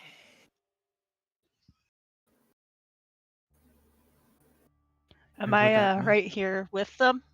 Oh, you can approach if you wish. All right. It's not that it Oh. matters. Just not a nice I'm vibe. approaching. Yeah. And I had my business stuff to take care of. Jack, as you speak, the nun looks over your shoulder, her expression unchanging. She says, "I hope the evening treats you." I give her wish you the same. like a respectful nod.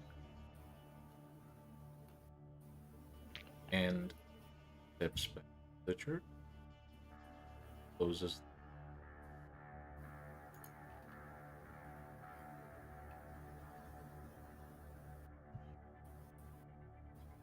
What can I book you for? Jack will just get the cigarette lighted.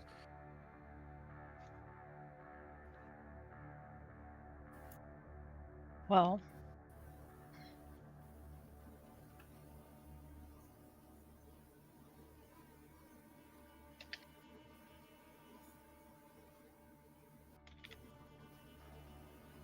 I see.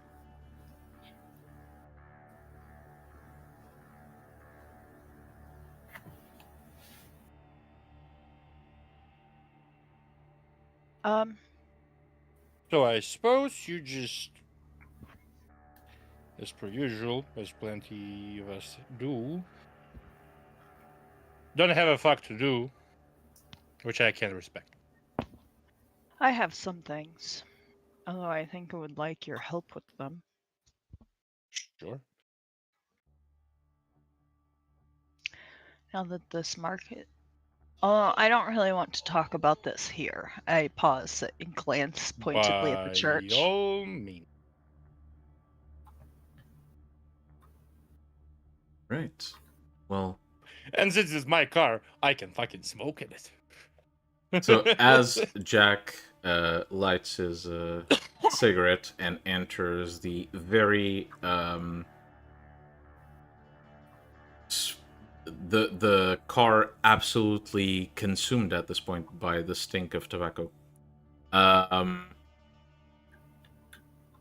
He Not like I need to breathe.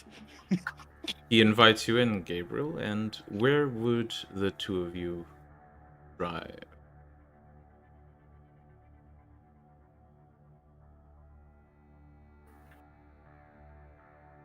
Well, are you driving or me? I'm pretty sure you're driving. It's your vehicle. I'm Where are gonna we going? drive if you don't mind. Yeah, that's what I figured. Where to? As Well, certain if someone nobody would tells say. me where to drive, I I'ma think we go should go literally see fucking skip Persephone. stones. Well, we could do that. I need So- to talk about Persephone. Jack, you begin to drive to Santa Monica Beach. It is up to you if you talk in the car or once you arrive. I am assuming, given what Gabriel just said, that you are talking on the way. What's up with Persephone this time? Well, now that that mark has been removed, she's no longer acting as erratic and deteriorating. Which makes sense. Sort of. But honestly, like, you're talking to the guy whose computer knowledge extends to, I can do something with my computer. It's not just a computer, and we both know that. Yes, my interpersonal skills are, Fair. I have been told that mine leave something to be desired as well. Makes two of us, then. So, how can I help with Persephone then? I think that what I need is a missing part of her code in that location she gave us. And I know Iris said not to go there, but I'm going to go there. You shouldn't. Well, I don't plan to do it alone. Pointedly staring at you. Look, it belongs to a mage. A mage who is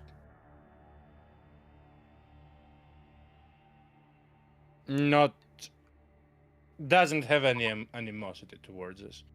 Then could we negotiate? Probably.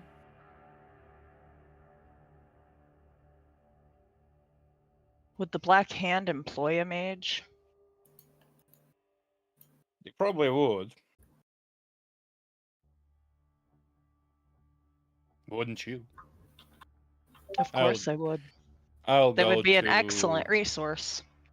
I'll turn towards computer shop. We can at least talk. Can both of you make a perception and tech roll?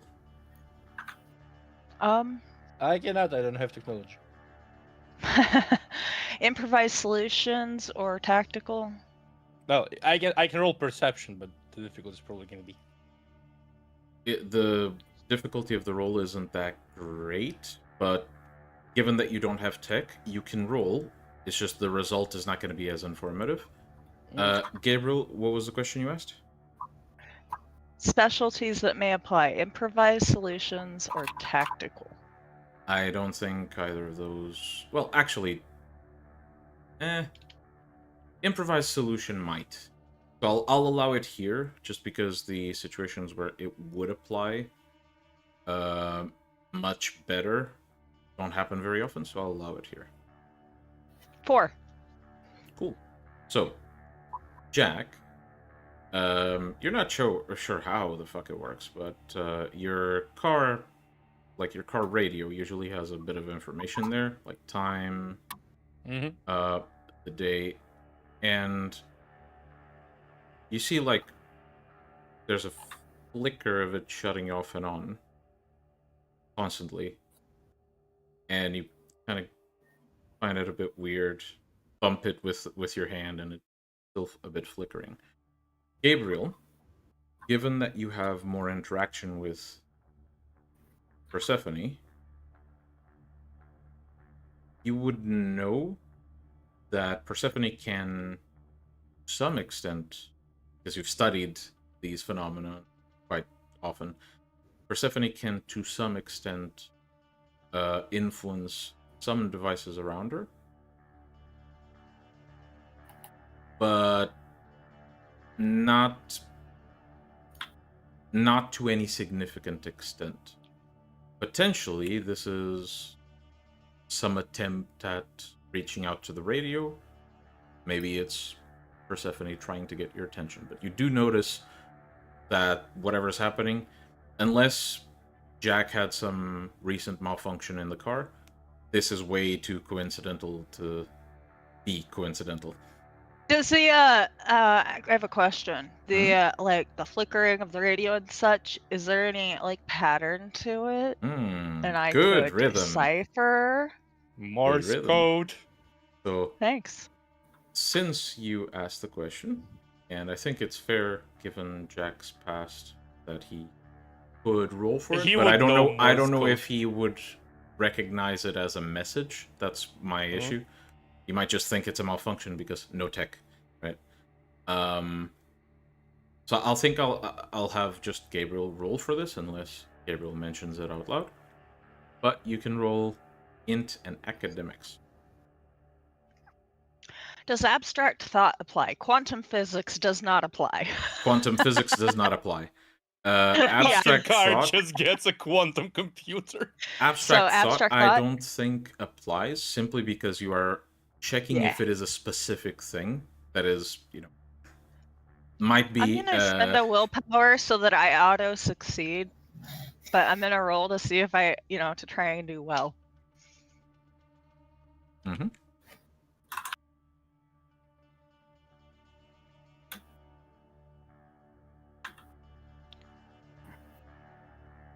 So, yeah.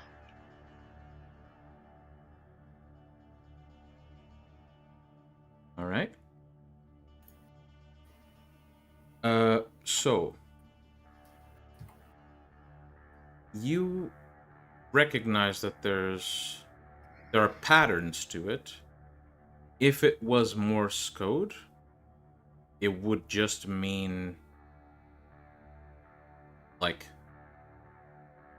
a single letter over and over and over and over and over.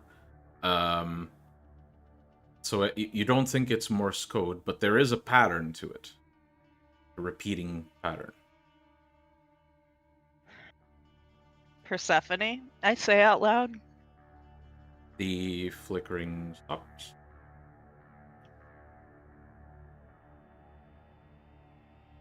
One blink for yes, two blinks for no, please. It blinks once. I glance at Jack. Best I can do is Morse code.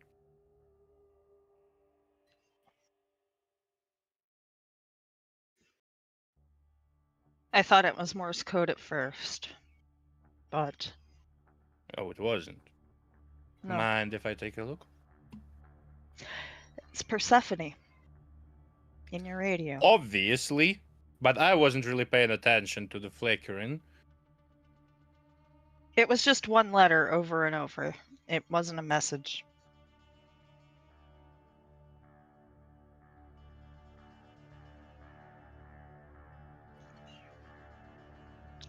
Was it a letter or was it a letter, Persephone? Blinks twice. Was it just to get her attention? Blinks once. I see.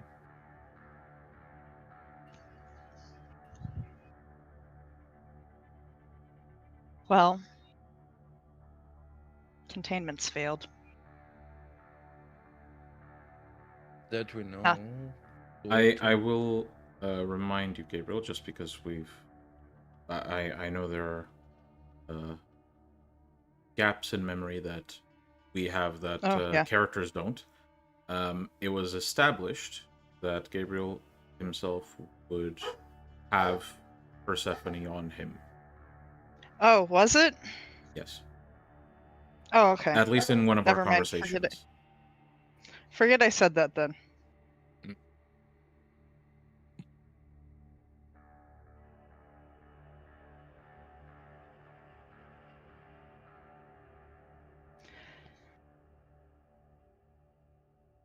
Persephone, do you know Morse code? Blinks twice. I'll have to fix that. Left thumb is dot, right thumb is dash. Here goes the alphabet, and I just Yep. the whole alphabet. After some time, as you're like almost done, you don't get to the last few letters, but it's almost done. The radio begins to blink in a certain order. I'll pull out And- my phone and document the order to get the message. Mm-hmm. Hi. Jack You don't spent need to. enough time in I don't military think to either of fucking know you- Morse code. I don't Wait, think I don't either of need you to. I need have to. eidetic Eidetic memory. Yeah, I forgot. Because Squirrel does not have that. It's okay. It's Yeah. okay.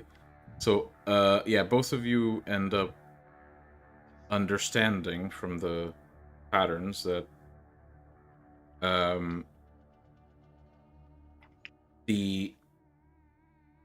what the words she's forming are volume on. Turn the volume up. Mm-hmm. Not too loud, but you know. Yep. There's Is this. she gonna talk in like in broken radio messages like Bumblebee? I hope so. Not I quite, hope so. but close.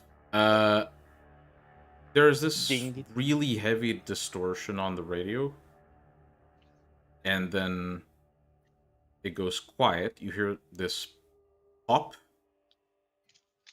and then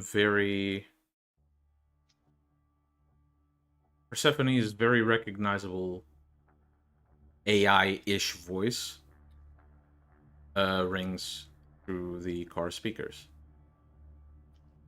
If I could potentially be connected to the internet, I could assist in planning the upcoming mission.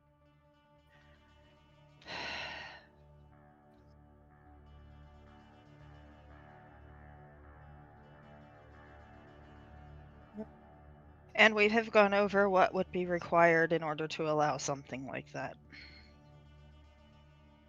Of course. I understand. I didn't. I understand your reservations.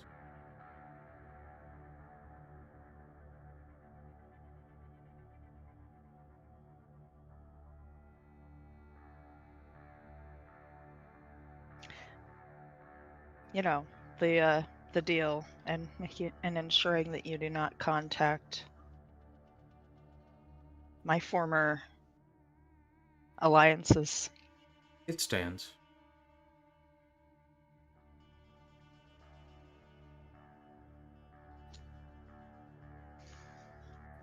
If I may make a suggestion, Yes. I would advise you still go to the location provided and investigate. However, I would advise not bringing her.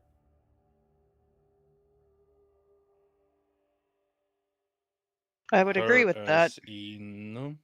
Iris.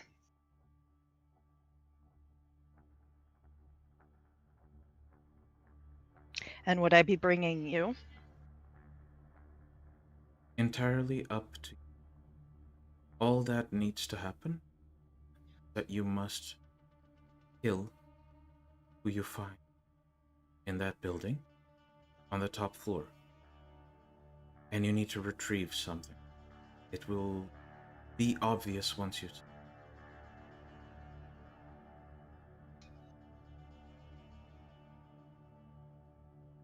I give the absolute the fuck not look to Gabriel. Well, me, with the rebel demeanor, kind of gives you a look like, well, we can, and a shrug. No, we can't. I believe we can.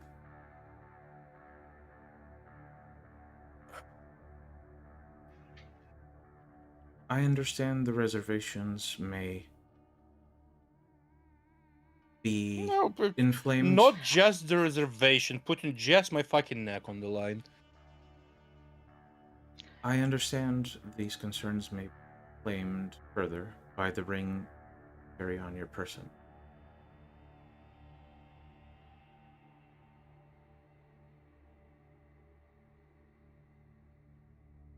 Look, we can investigate. We can talk. But killing our allies, that's a no-go. The owner of the building, not the man I see. I need you to kill who is at the top floor, unbeknownst to the owner. Ah. That's a fucking tall order.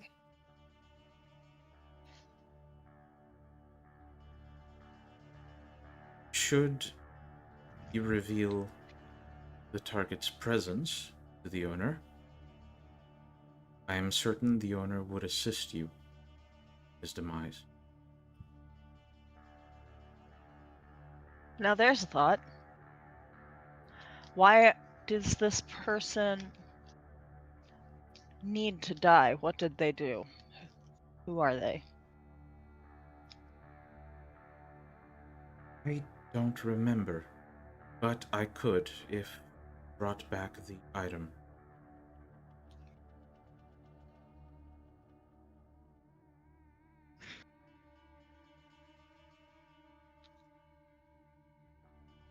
I don't have a good feeling about it.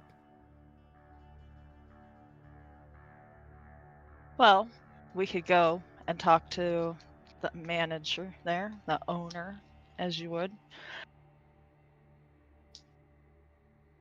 Peacefully. We both know that Iris would threaten them. It would not go as well. Mr. Jack, Mm, you are pragmatic in nature, yes? more or less. Allow me to offer some advantages to this idea. You seek a way to combat Owl's Eye's forces. That too. In my current state, I am merely a fragment of the power they have at their fingertips. If this item is retrieved, and you voluntarily allow me to reconnect to it, I will be able to swap the efficiency of myself and the AI available to Owl's Eye. Given their current accommodations, this would mean they would have a deteriorating AI. We would still need to somehow ensure you're not gonna fuck us over, aren't we? Indeed, but with the item in your hands, you hold power over me. I cannot connect to it by mundane means.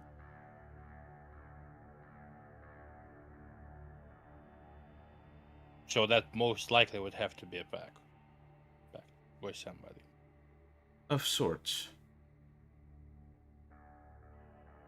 I could merely fill in a void.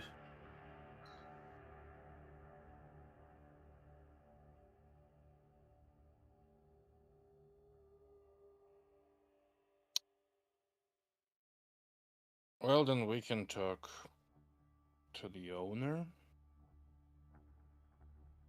See where it goes from there. That would be enough for now.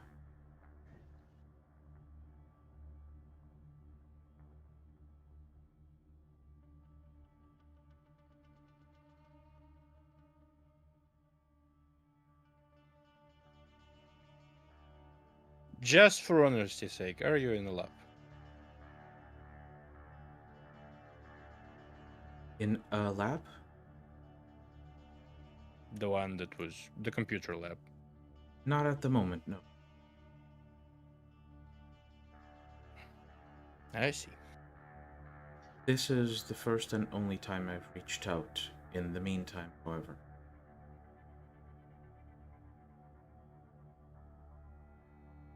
I see.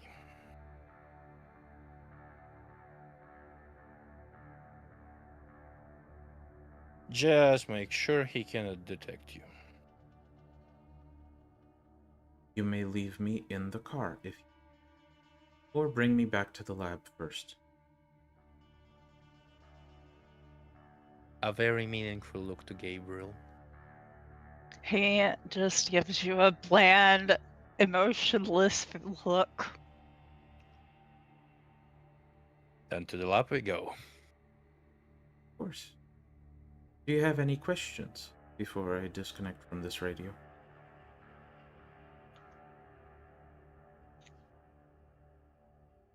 Not right now.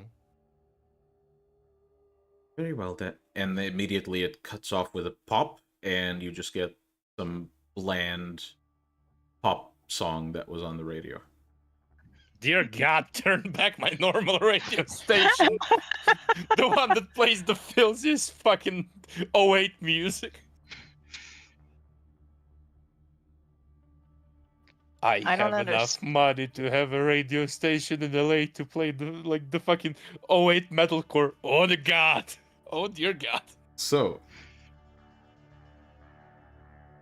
you bring Persephone to the lab. Mm-hmm. Place her in containment.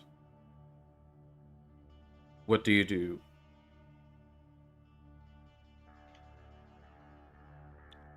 Let's go see my as a player namesake. Anton, where are thou? Sorry, forgot repeat, his please. Computer shop. Ah, yes. So, you make your way to the computer shop. Hold on, I need to fetch my notes about that shop. It's not a lot of notes, Fucking but true mage. it's not a lot That's of all notes. I know. They're relevant. It's another's job, okay? Alright. So, you approach the building, and it looks like this little computer shop, the bottom floor. And there's a second floor on top of it. The windows are mostly covered. The shop is closed, like by the sign on the door. However, you do see that the owner is still putting things away. The owner's still inside, basically. Dub. The man sees you, adjusts his glasses. He's this quite scrawny older gentleman with a comb over. And I met him, didn't I? No, I don't think you have. You were given his name, but you didn't actually meet him, I don't think. We were He has discussing the ring with he him has- and Jasper. He has the most unfortunate hairstyle. Or wait. Were you? Give me a Hold on. second. Because I didn't note that in the shop note. Maybe I noted it elsewhere. My bad. One Anton Durand. Yes, indeed. I know that's the guy. We met him when we were Yes, discussing the ring yes, with yes, him and yes. Jasper. Yes, you have. I had it in Jasper's notes. For some reason, I Yeah. didn't have it in the shop notes, which are within your... Well, it wasn't in the shop. Yeah, but the... yeah. Duh. So you recognize the guy. He adjusts his glasses, sees you, sees Gabriel, and he seems to recognize both of you to some extent. He goes up to the shop, to the door, unlocks it, and opens it. Hello. How there. how may I be of assistance? And good to meet you. I don't know your name, but Anton. You can call me Gabriel. Good to meet another ally. So, how may I be of assistance tonight?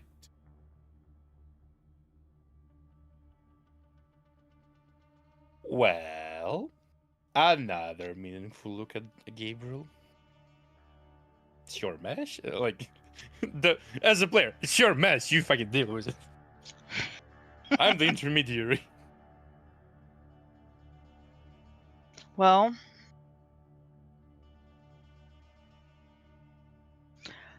I don't know where to start. Well, supposedly you would. Apparently, we have a mutual enemy and would like to help you with it. All right, this sounds like good news. How would we collaborate in this? By removing that enemy from the field permanently. All right, the option that is bad for the cleanup group then. How Yes. may I know who this enemy is? Where they are? I know their location. I don't know their name. Very well. Well, come in.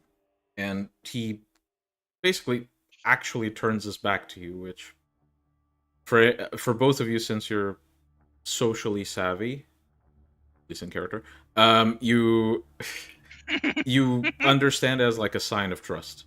Because any person knowing what you are would not turn their back on you unless they were sure you weren't just gonna Snap your neck. Nibble, Yeah. nibble, nibble, nibble, nibble.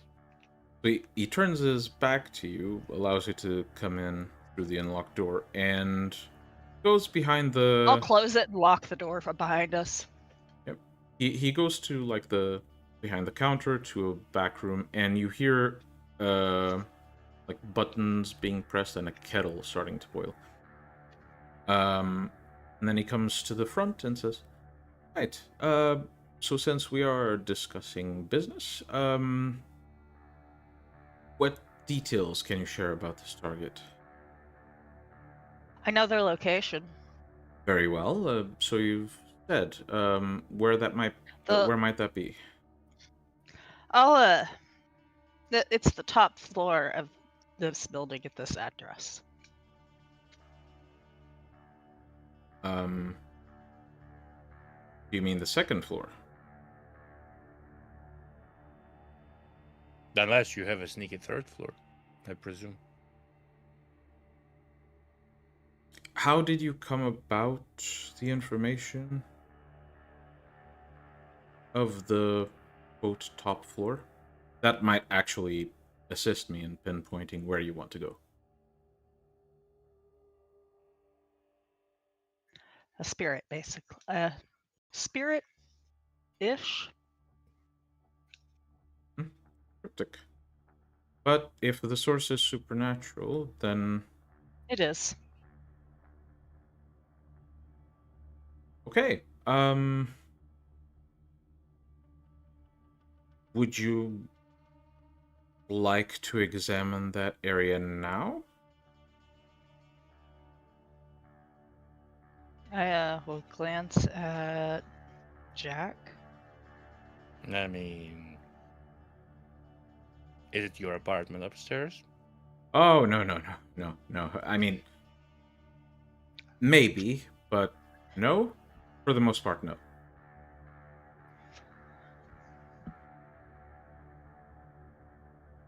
I can take a look. All right.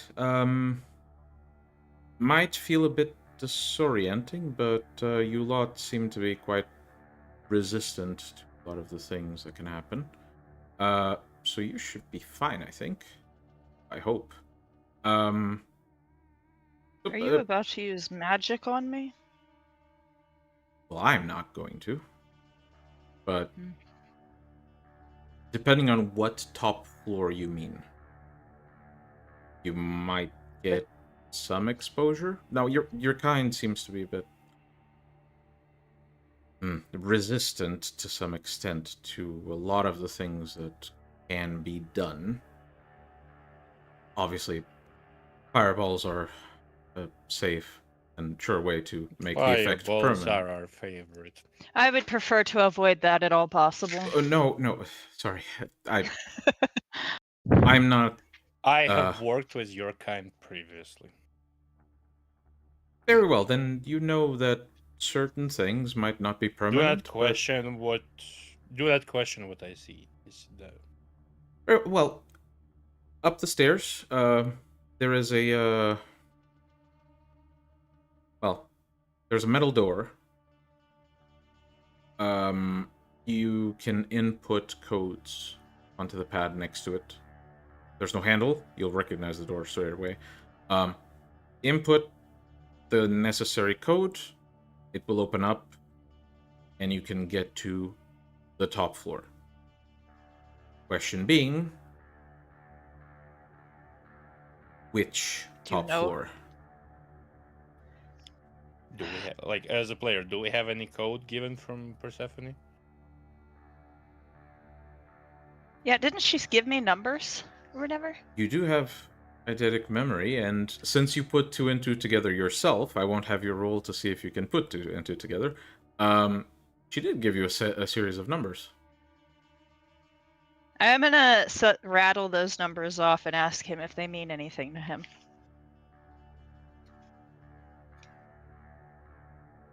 They don't, and that is the scary part. Think of that as a storage unit. It allows access to,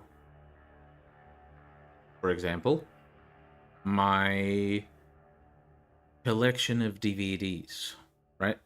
What you are asking for is for a shelf that is not noted there. Like, it's not part of that closet. So if you put the code and it leads you somewhere, it means someone tampered with my shop. Oh no. Oh no. He basically starts we should pacing and go. then goes to the back room. I'm gonna follow. Are we supposed to follow him? I look to Jack.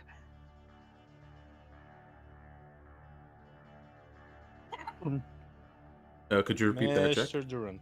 We will follow him. All right. He basically, once you get into the back room, the kettle has boiling water in it. There's like a ready cup with like a little tea bag in it, but the kettle is boiling and it's unattended to. And the guy is just looking at his computer and frantically like flying through windows, through like basically searching for something. What are? I'll take care of the tea. I'm tired of hearing the screaming teapot, tea kettle. So I'm going to pull it off the heat, turn off the stove, and just pour it into the cup. Fucking betrayal. Now I have to deal with panicking mage. Motherfucker. Yeah, you deal with the panicking mage. My emotionless ass is gonna handle the inanimate object.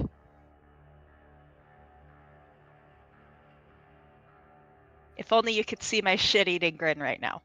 I can imagine. Mr. Durand, you sure somebody had to tamper with the shop and it not have to be here previously? Well, it may, but it would mean it's a bit complicated to explain this. Without getting into the technicality of it, either someone knew I was coming here, or someone put this in place after I got here.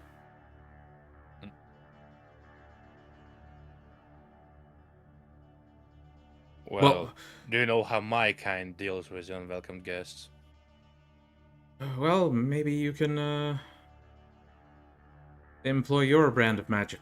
Door is upstairs. Yes, quite Do certainly, you want Mr. to come Durant. along? I can cast gun. I'm sure you. Door is upstairs. I need to search for something. And he continues. Well, you'll know where we'll be, I guess. Is he sitting with his back to the door? He's sitting with his back to you. Both of you. Well, and the door is which way? Well, the way we stairs, you get to them through the door. Yeah, fair. I didn't establish the layout of the room. So you enter the back room, and there is basically an opening this way. So, seen from the top, you enter, there's basically a rectangle shape like this. He's over here, the door is over here. To the stairs. And it goes up like that to the second floor. Mr. Durant, do not sit with your back to the door. Right. He takes the laptop, kind of starts moving it, forgets that it's connected to the charger, and kind of starts fiddling with it. You're going to catch the cord. I call out as, I am walking over with the tea now. To fucking socially adept, the most socially adept, socially inept people in the room. I know. Like, we know how to handle their emotions. Our emotions are kind of shit, though. And he... Would you like your hot beverage? You can... He doesn't take his eyes off of the laptop. You can leave it here. Just... Alright, I do that. Yeah. And he continues searching. And the two of you are free to go to the second floor. Now let's go to the second floor. Well? So, climbing up the stairs, Jack, immediately you start sensing the presence of non-Cainite magic coming from the end of the stairway. You enter the room to see there's a number of devices, ready for cleaning. Other devices are basically, open, but with a cloth over them, protect them. There's some equipment to basically magnify. The repair part of computer. There's basically a series of repair stations. More than one person might need, but you never question a mage. And at the end, there is the aforementioned metal door with a keypad next to it. I'm gonna put in the code that I was given by Persephone. So you Alright. you input the code, and the door slides open, and there is a set of stairs going up. You peek through, and the stairs go up for like a solid 3 floors worth of distance. Damn. Good shit. We don't give a fuck about cardio.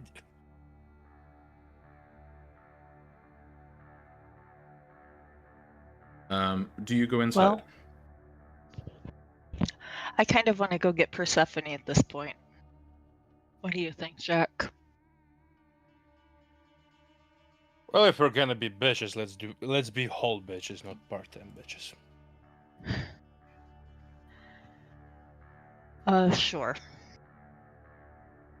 Uh, So, I will mention that. wait, she's not in the car. She's at the lab. She's at the I lab. glitched.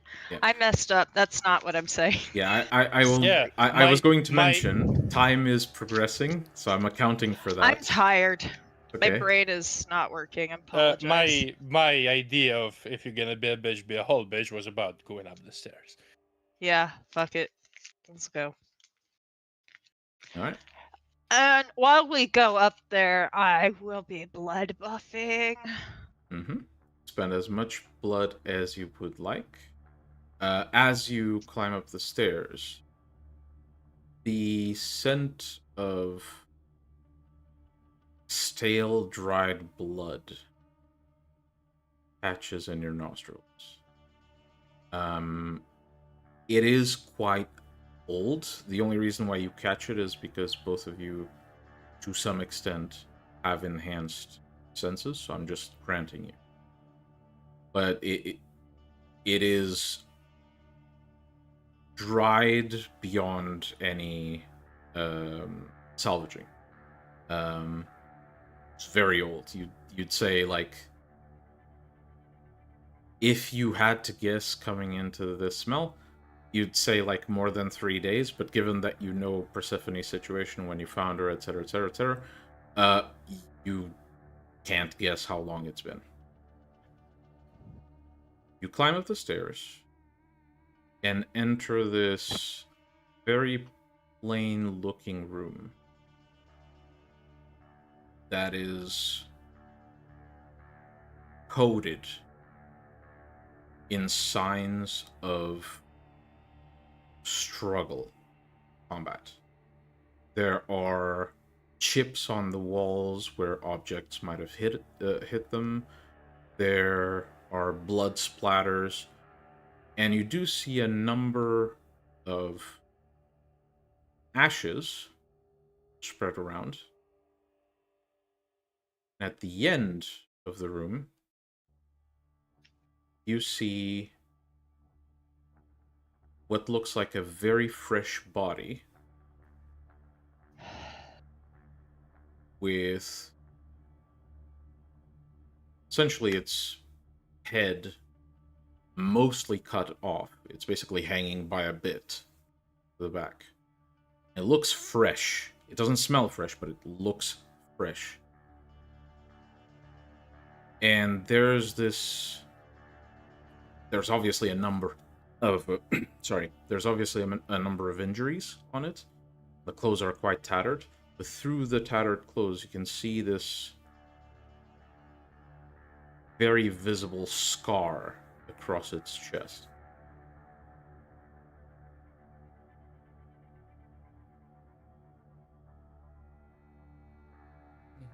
What kind of scar? Let's say intelligence and medicine might get you that information. Okay. And obviously the room, given, the state it's in, can't quite tell what happened. Would Analytical? abstract thought apply? For a medical examination of a scar? No, I don't think so. Analytical? Okay. Analytical for the Intelligence. for intelligence medicine? Yeah. I get 2. Sure, I guess. Pelece.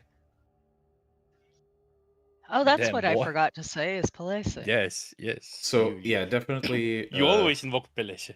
Both of you can tell it's some sort of surgical scar. And it's mostly healed. Guy is definitely dead.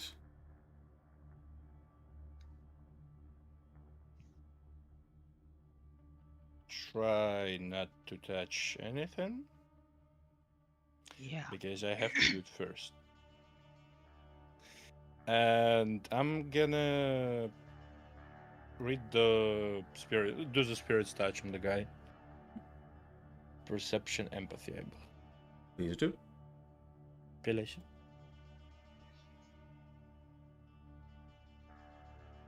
Well, shit. It's at least 2.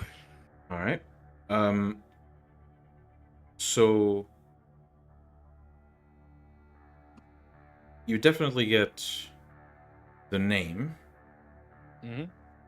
The name is Peter Rogers. You're using this spirit touch on the body, yes? Mm-hmm. The face of the man is exactly the face you're seeing, a bit more lively, but A bit more neck attached. yeah. And I'll grant you 2 questions in addition to what I'm about to tell you. Mm-hmm.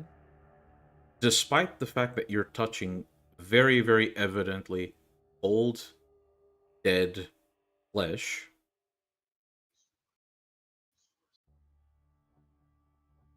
you sense that this person somehow is alive. Damn.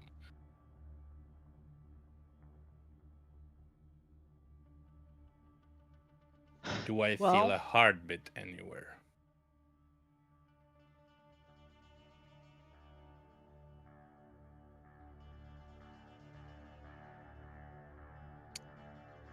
Let's say, can I get an emotion he's feeling from this power?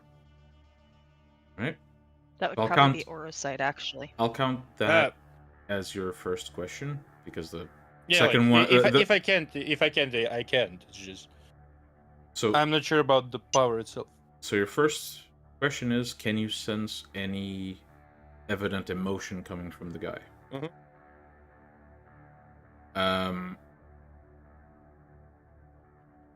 You sense 2 separate emotions, not like 2 combined emotions in one person, not conflict of emotion. 2 very separate emotions. One is desperation, twinge of madness. The other one is confusion and a bit of boredom. Maybe a bit of hope mixed in. Mm-hmm.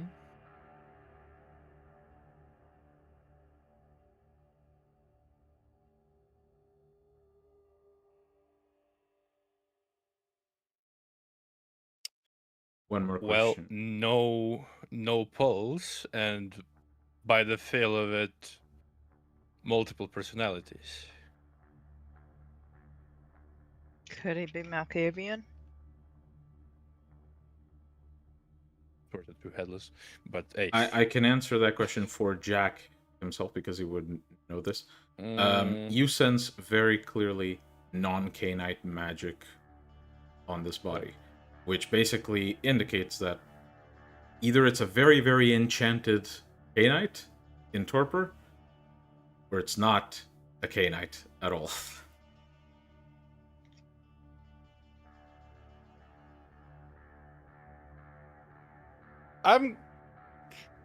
Give me the age of the person in question, then. It's in about his 30s, like early 30s, late 20s. How much time has it been since the person been like that? Is that your third question? No, it's a joke. Okay, It's a joke. it can be your second question. It can be. It can be.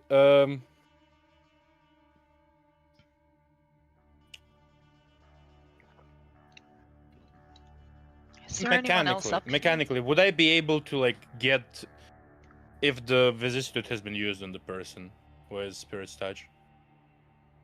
Hmm. It leaves emotional imprint for sure. Emotional, yeah, but vicissitude specifically, I don't know if you'd be able to identify. You can identify like very traumatic slaughters that happened to this person that this person survived up till now. You wouldn't be able to identify the discipline of vicissitude unless the guy knows what vicissitude is. Because to someone who doesn't know what that is, a vampire ripping your jaw off with vicissitude is a vampire just ripping your jaw off through some unknown means. They can be just strong. I don't know. Like I have zero fucking idea what to ask. How long he's been in this state would be a question Sure. that you could definitely ask. Yeah. Make intelligence and investigation roll, because you will get the answer, but I want to check for something. Investigation. Appellation. Yeah. Mm-hmm. 3. So, get a date that about 4-5 years ago, around that time. Mm-hmm. You also did some digging in the past, and it clicks in your head. That traces back to about when Alzai established an HQ here, officially. Mm-hmm.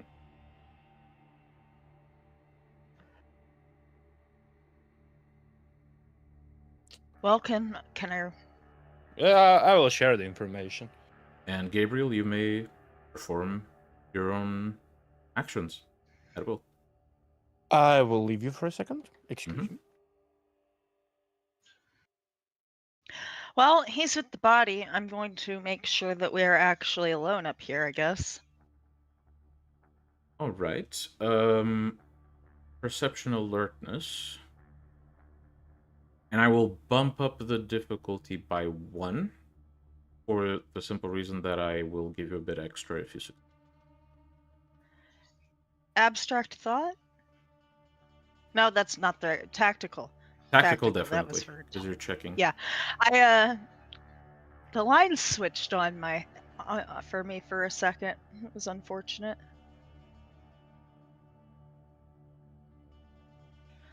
Okay. Pelese. Pelese. Holy Whoa, God. the Pelese works. Shit. Yeah, I did 5. Goddamn.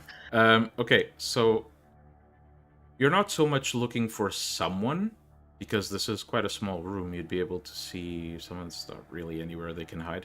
But you look for traces that someone might be either on their way, obfuscated in the room, some sign that tells you that even though you're apparently alone, you might not be alone for long. And as you look around the room, you notice that there are fragments of things that obviously shattered in the room all over the place. But one specific set of fragments rings a bell in your mind. You're not quite sure what, but there's something familiar about them. You start collecting these fragments. And eventually, what you're able to put together is a very, very busted up mask made from a human skull.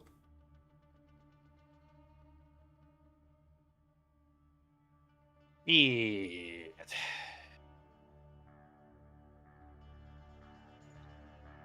Would it seem logical that this is how the mage is still alive? Nah. No, not really, no. No? Okay. Well, we need to deal with that. We're not going to be alone for long. We need to get out of here. I believe Alzai is going to send someone. We won't be alone for very Are long you at all. familiar with the expression fuck fuckity fuck? Yes. Yeah, that would be it. Do we kill this motherfucker? Well, I could just stick my hand in his chest and rip out his heart. Can I perception awareness to understand, like, or Samson awareness to understand what, like, feel of magic is coming from this guy? Let me check your sheet. Can If I you have a do an occult specific roll? thing, which I might think you might have. If you have a specific thing, I'll allow you to roll that.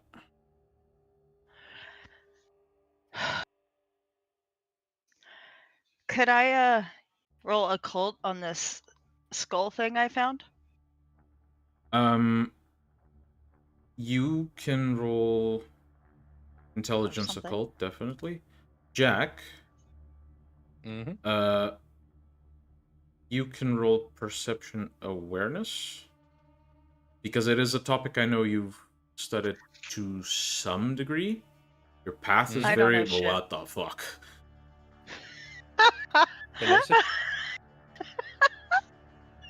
What the fuck? It's not a botch, but my fucking god. So... So bad. Okay, so one thing at a time. I'll allow you to roll, simply because this is a topic you've touched on in your studies. You don't have the necessary aptitudes to identify it specifically, but you might be able to know that it Have has an something inclination. to do with this type of thing. Uh-huh. So Gabriel, you made an intelligence occult roll on the mask to see if... I did. What was the question specifically again? I was trying to identify like what it is, what it's for, Okay. like symbolism, that kind of stuff. You are pretty sure I can tell that you. the fact that there is a mask like this means there was some necromancy that this guy was engaged in. Oh. Jack, to roll, you sense there's something magical, not just about him, specifically about something in his chest. And it's not so much that this magic by itself is like waiting to be activated or something like that. It's more that this magic ties to something it's not currently tied to.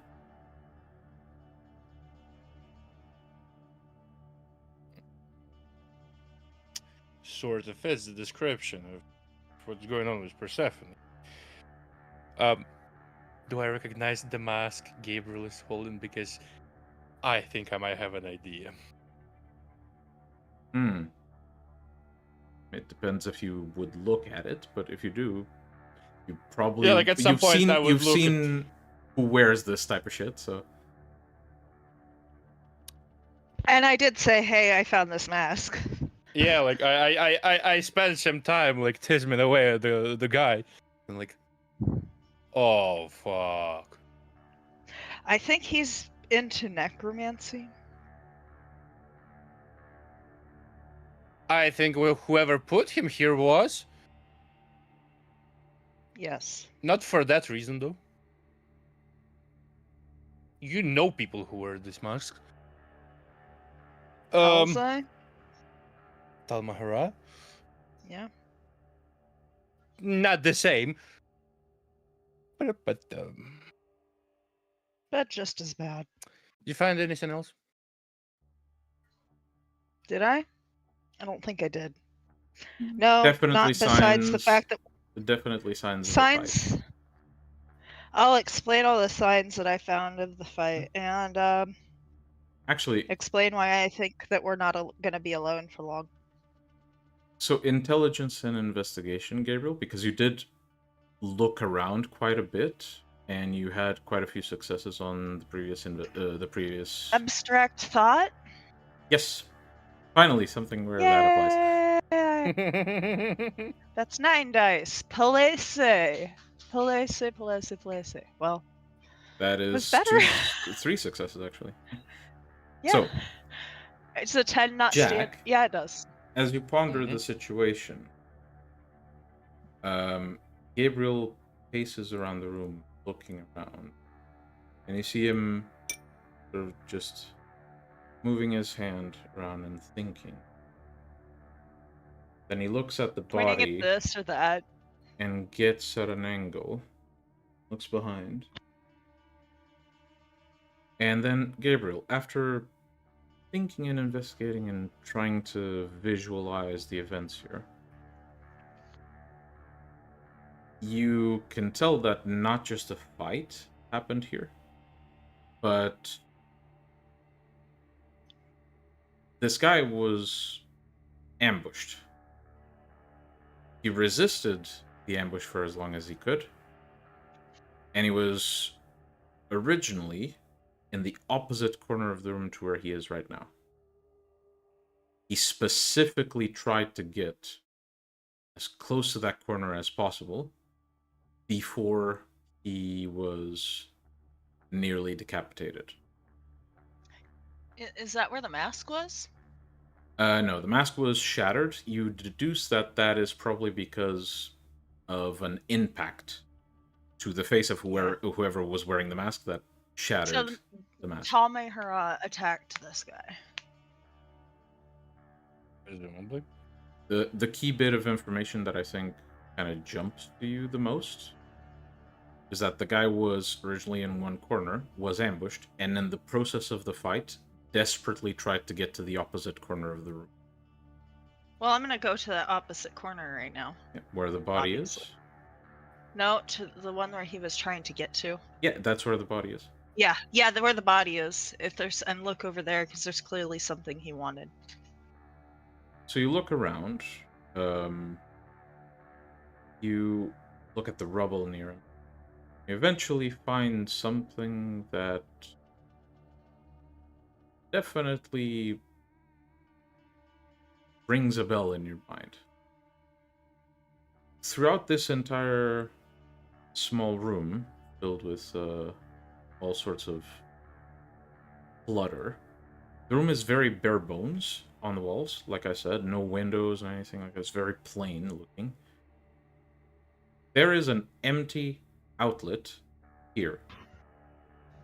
And when you look at the outlet, you notice that whatever was connected to it must have been ripped out of it pretty fucking violently, because there is still a bit of the charger stuck to the outlet.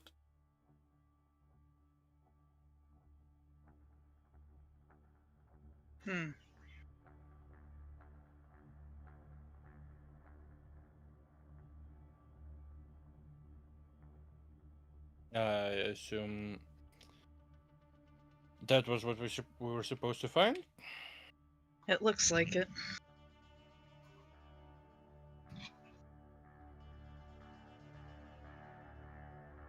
We still need to handle this, I say, generally motioning at the body.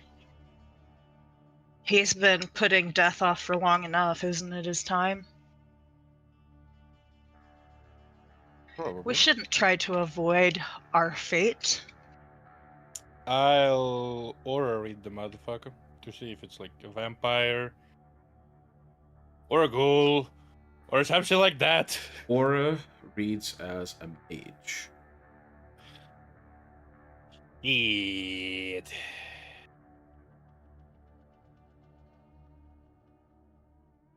Actually, Aura reads as something very fucking weird. It definitely reads as mage-like. Mhm. But it feels like there's way less aura than there should be. Like, it doesn't encompass the entirety of him, just the area around his chest. Hmm.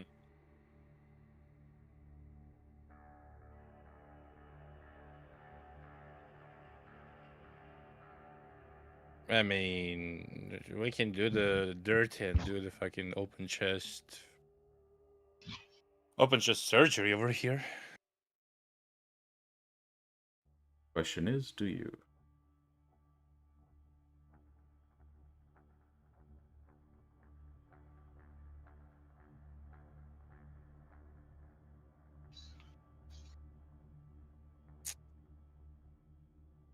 Do you, Gabriel? Do I do some open heart surgery? Yeah. Sure.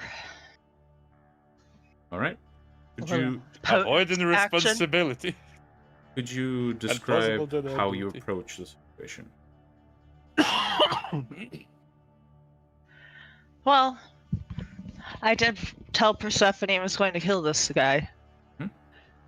So I'm just sort of going to use potence to shove my hand into his chest and make Rip sure his he heart doesn't out? have a heart. Yeah, literally. All right. So you ready your hand, and you, with one very brisk motion, reach into his chest. The flesh feels cold. And despite the fact that it feels cold and dead, it does not feel stiff whatsoever. You reach for where his heart is. The both of you are old enough to know where a heart is, simply because you've staked plenty of adversaries. Usually on the left, but closer to the middle. Unless Sometimes. they have a very weird medical condition. Yes, it is fun though. And you grab at where his heart should be. You feel something. As you pull it out, the body jitters and then goes immediately limp. Jack, whatever type of magic was on the body itself vanishes immediately. This guy is officially dead, and as soon as Gabriel pulls his hand out of the guy's chest, you even start seeing little signs of decomposition set in quite quickly, much like what happens to a vampire. Gabriel, as you pull your hand out, holding whatever this thing is, you look at the device, and it seems to be a little USB connected to this small homemade device with a little screen on it, and a bunch of open input. Not an outlet, but for example, a place where you put a USB. There's a bunch of open... The port. Yeah, open ports. That's the word. Thank you. There's a bunch of open ports on it. And the little screen is almost like one of those pager screens that's very, like, flat. And it's constantly spamming 2 messages that are listing up infinitely on it. And it just says, searching, error. Searching, error. Searching, error. Okay. This looks like what we came for. I'm gonna start wiping my hand, and I imagine I rolled my sleeve up first, because you know. So I'm gonna wipe my hand, and we should go.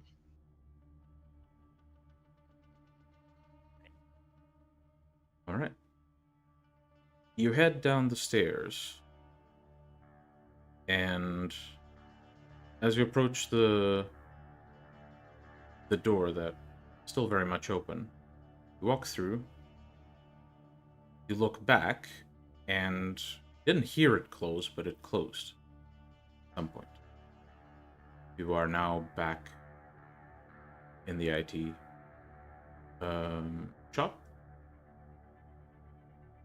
and you hear someone rushing up the stairs, and Anton enters the room and says, I got it. We're fine. I need to work on my cardio more often. We're fine. No danger. Well, do tell, because there was a guy. Have you seen Harry Potter? Yeah. Almost A headless. Nick. mage. Gave off some mage vibe. Not really dead for half a decade at this point. Okay. Probably been there for 4 years or so. But you were saying. I was just gonna say, like, there's no record on my devices of any new pathways. So definitely it was done before I got here. It was something that was already in place. I just... You've been here for a year? A little less Yes, than a it year. was Been here for definitely 5 before years. you. Yeah, well...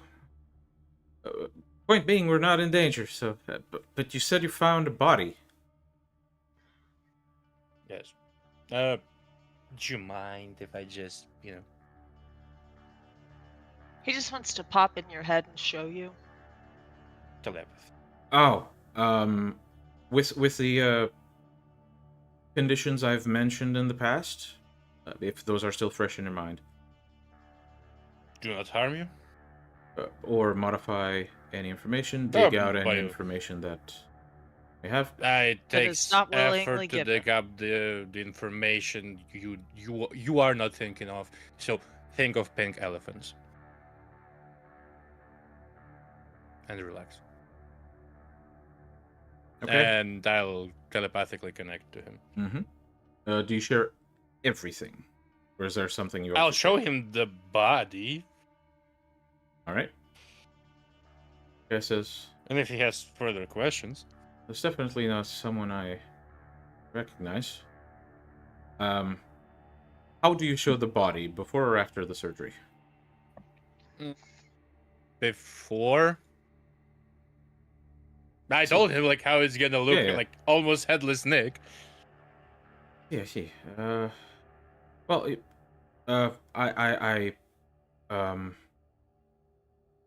you did give me the code. I can just go examine the body by myself. It It's would quite be. gruesome. I'm aware. I don't do well with blood, but it seems like an old enough body, and someone needs to do it. I would wait another day. Yes. But you should actually do it during the day because my kind won't show up and bother you. Yeah. I Okay. get the impression that they were going to show up very soon because we were there. Okay. All We right. should probably go. Of course. You can use the back door.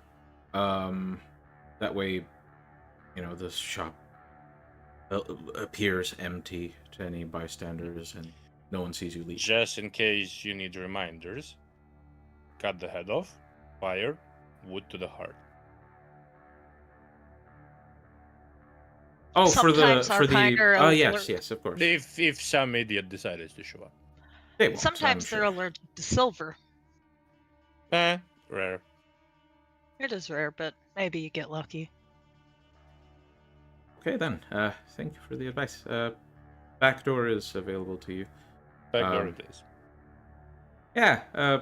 Also, Mr. Jack, the request you've made, apparently, Mr. Bogdan has obtained some weird reservations to it. So I hope it's all right with you if I tell you it's that those plans have been rescheduled.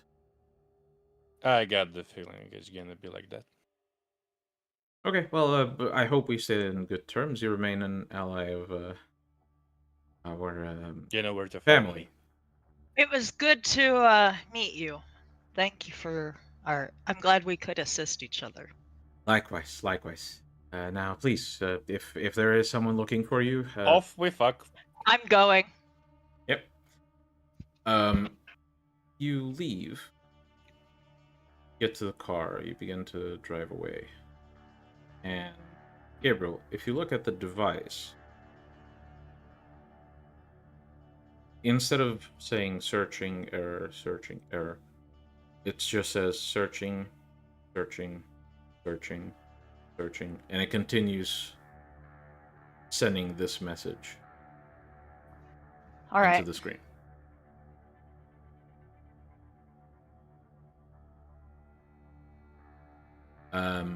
And I can't input anything into it, can I? Well, there are open ports around it, but Yeah. I believe I need to put Persephone's USB into this, or drive into this. I need to plug it in.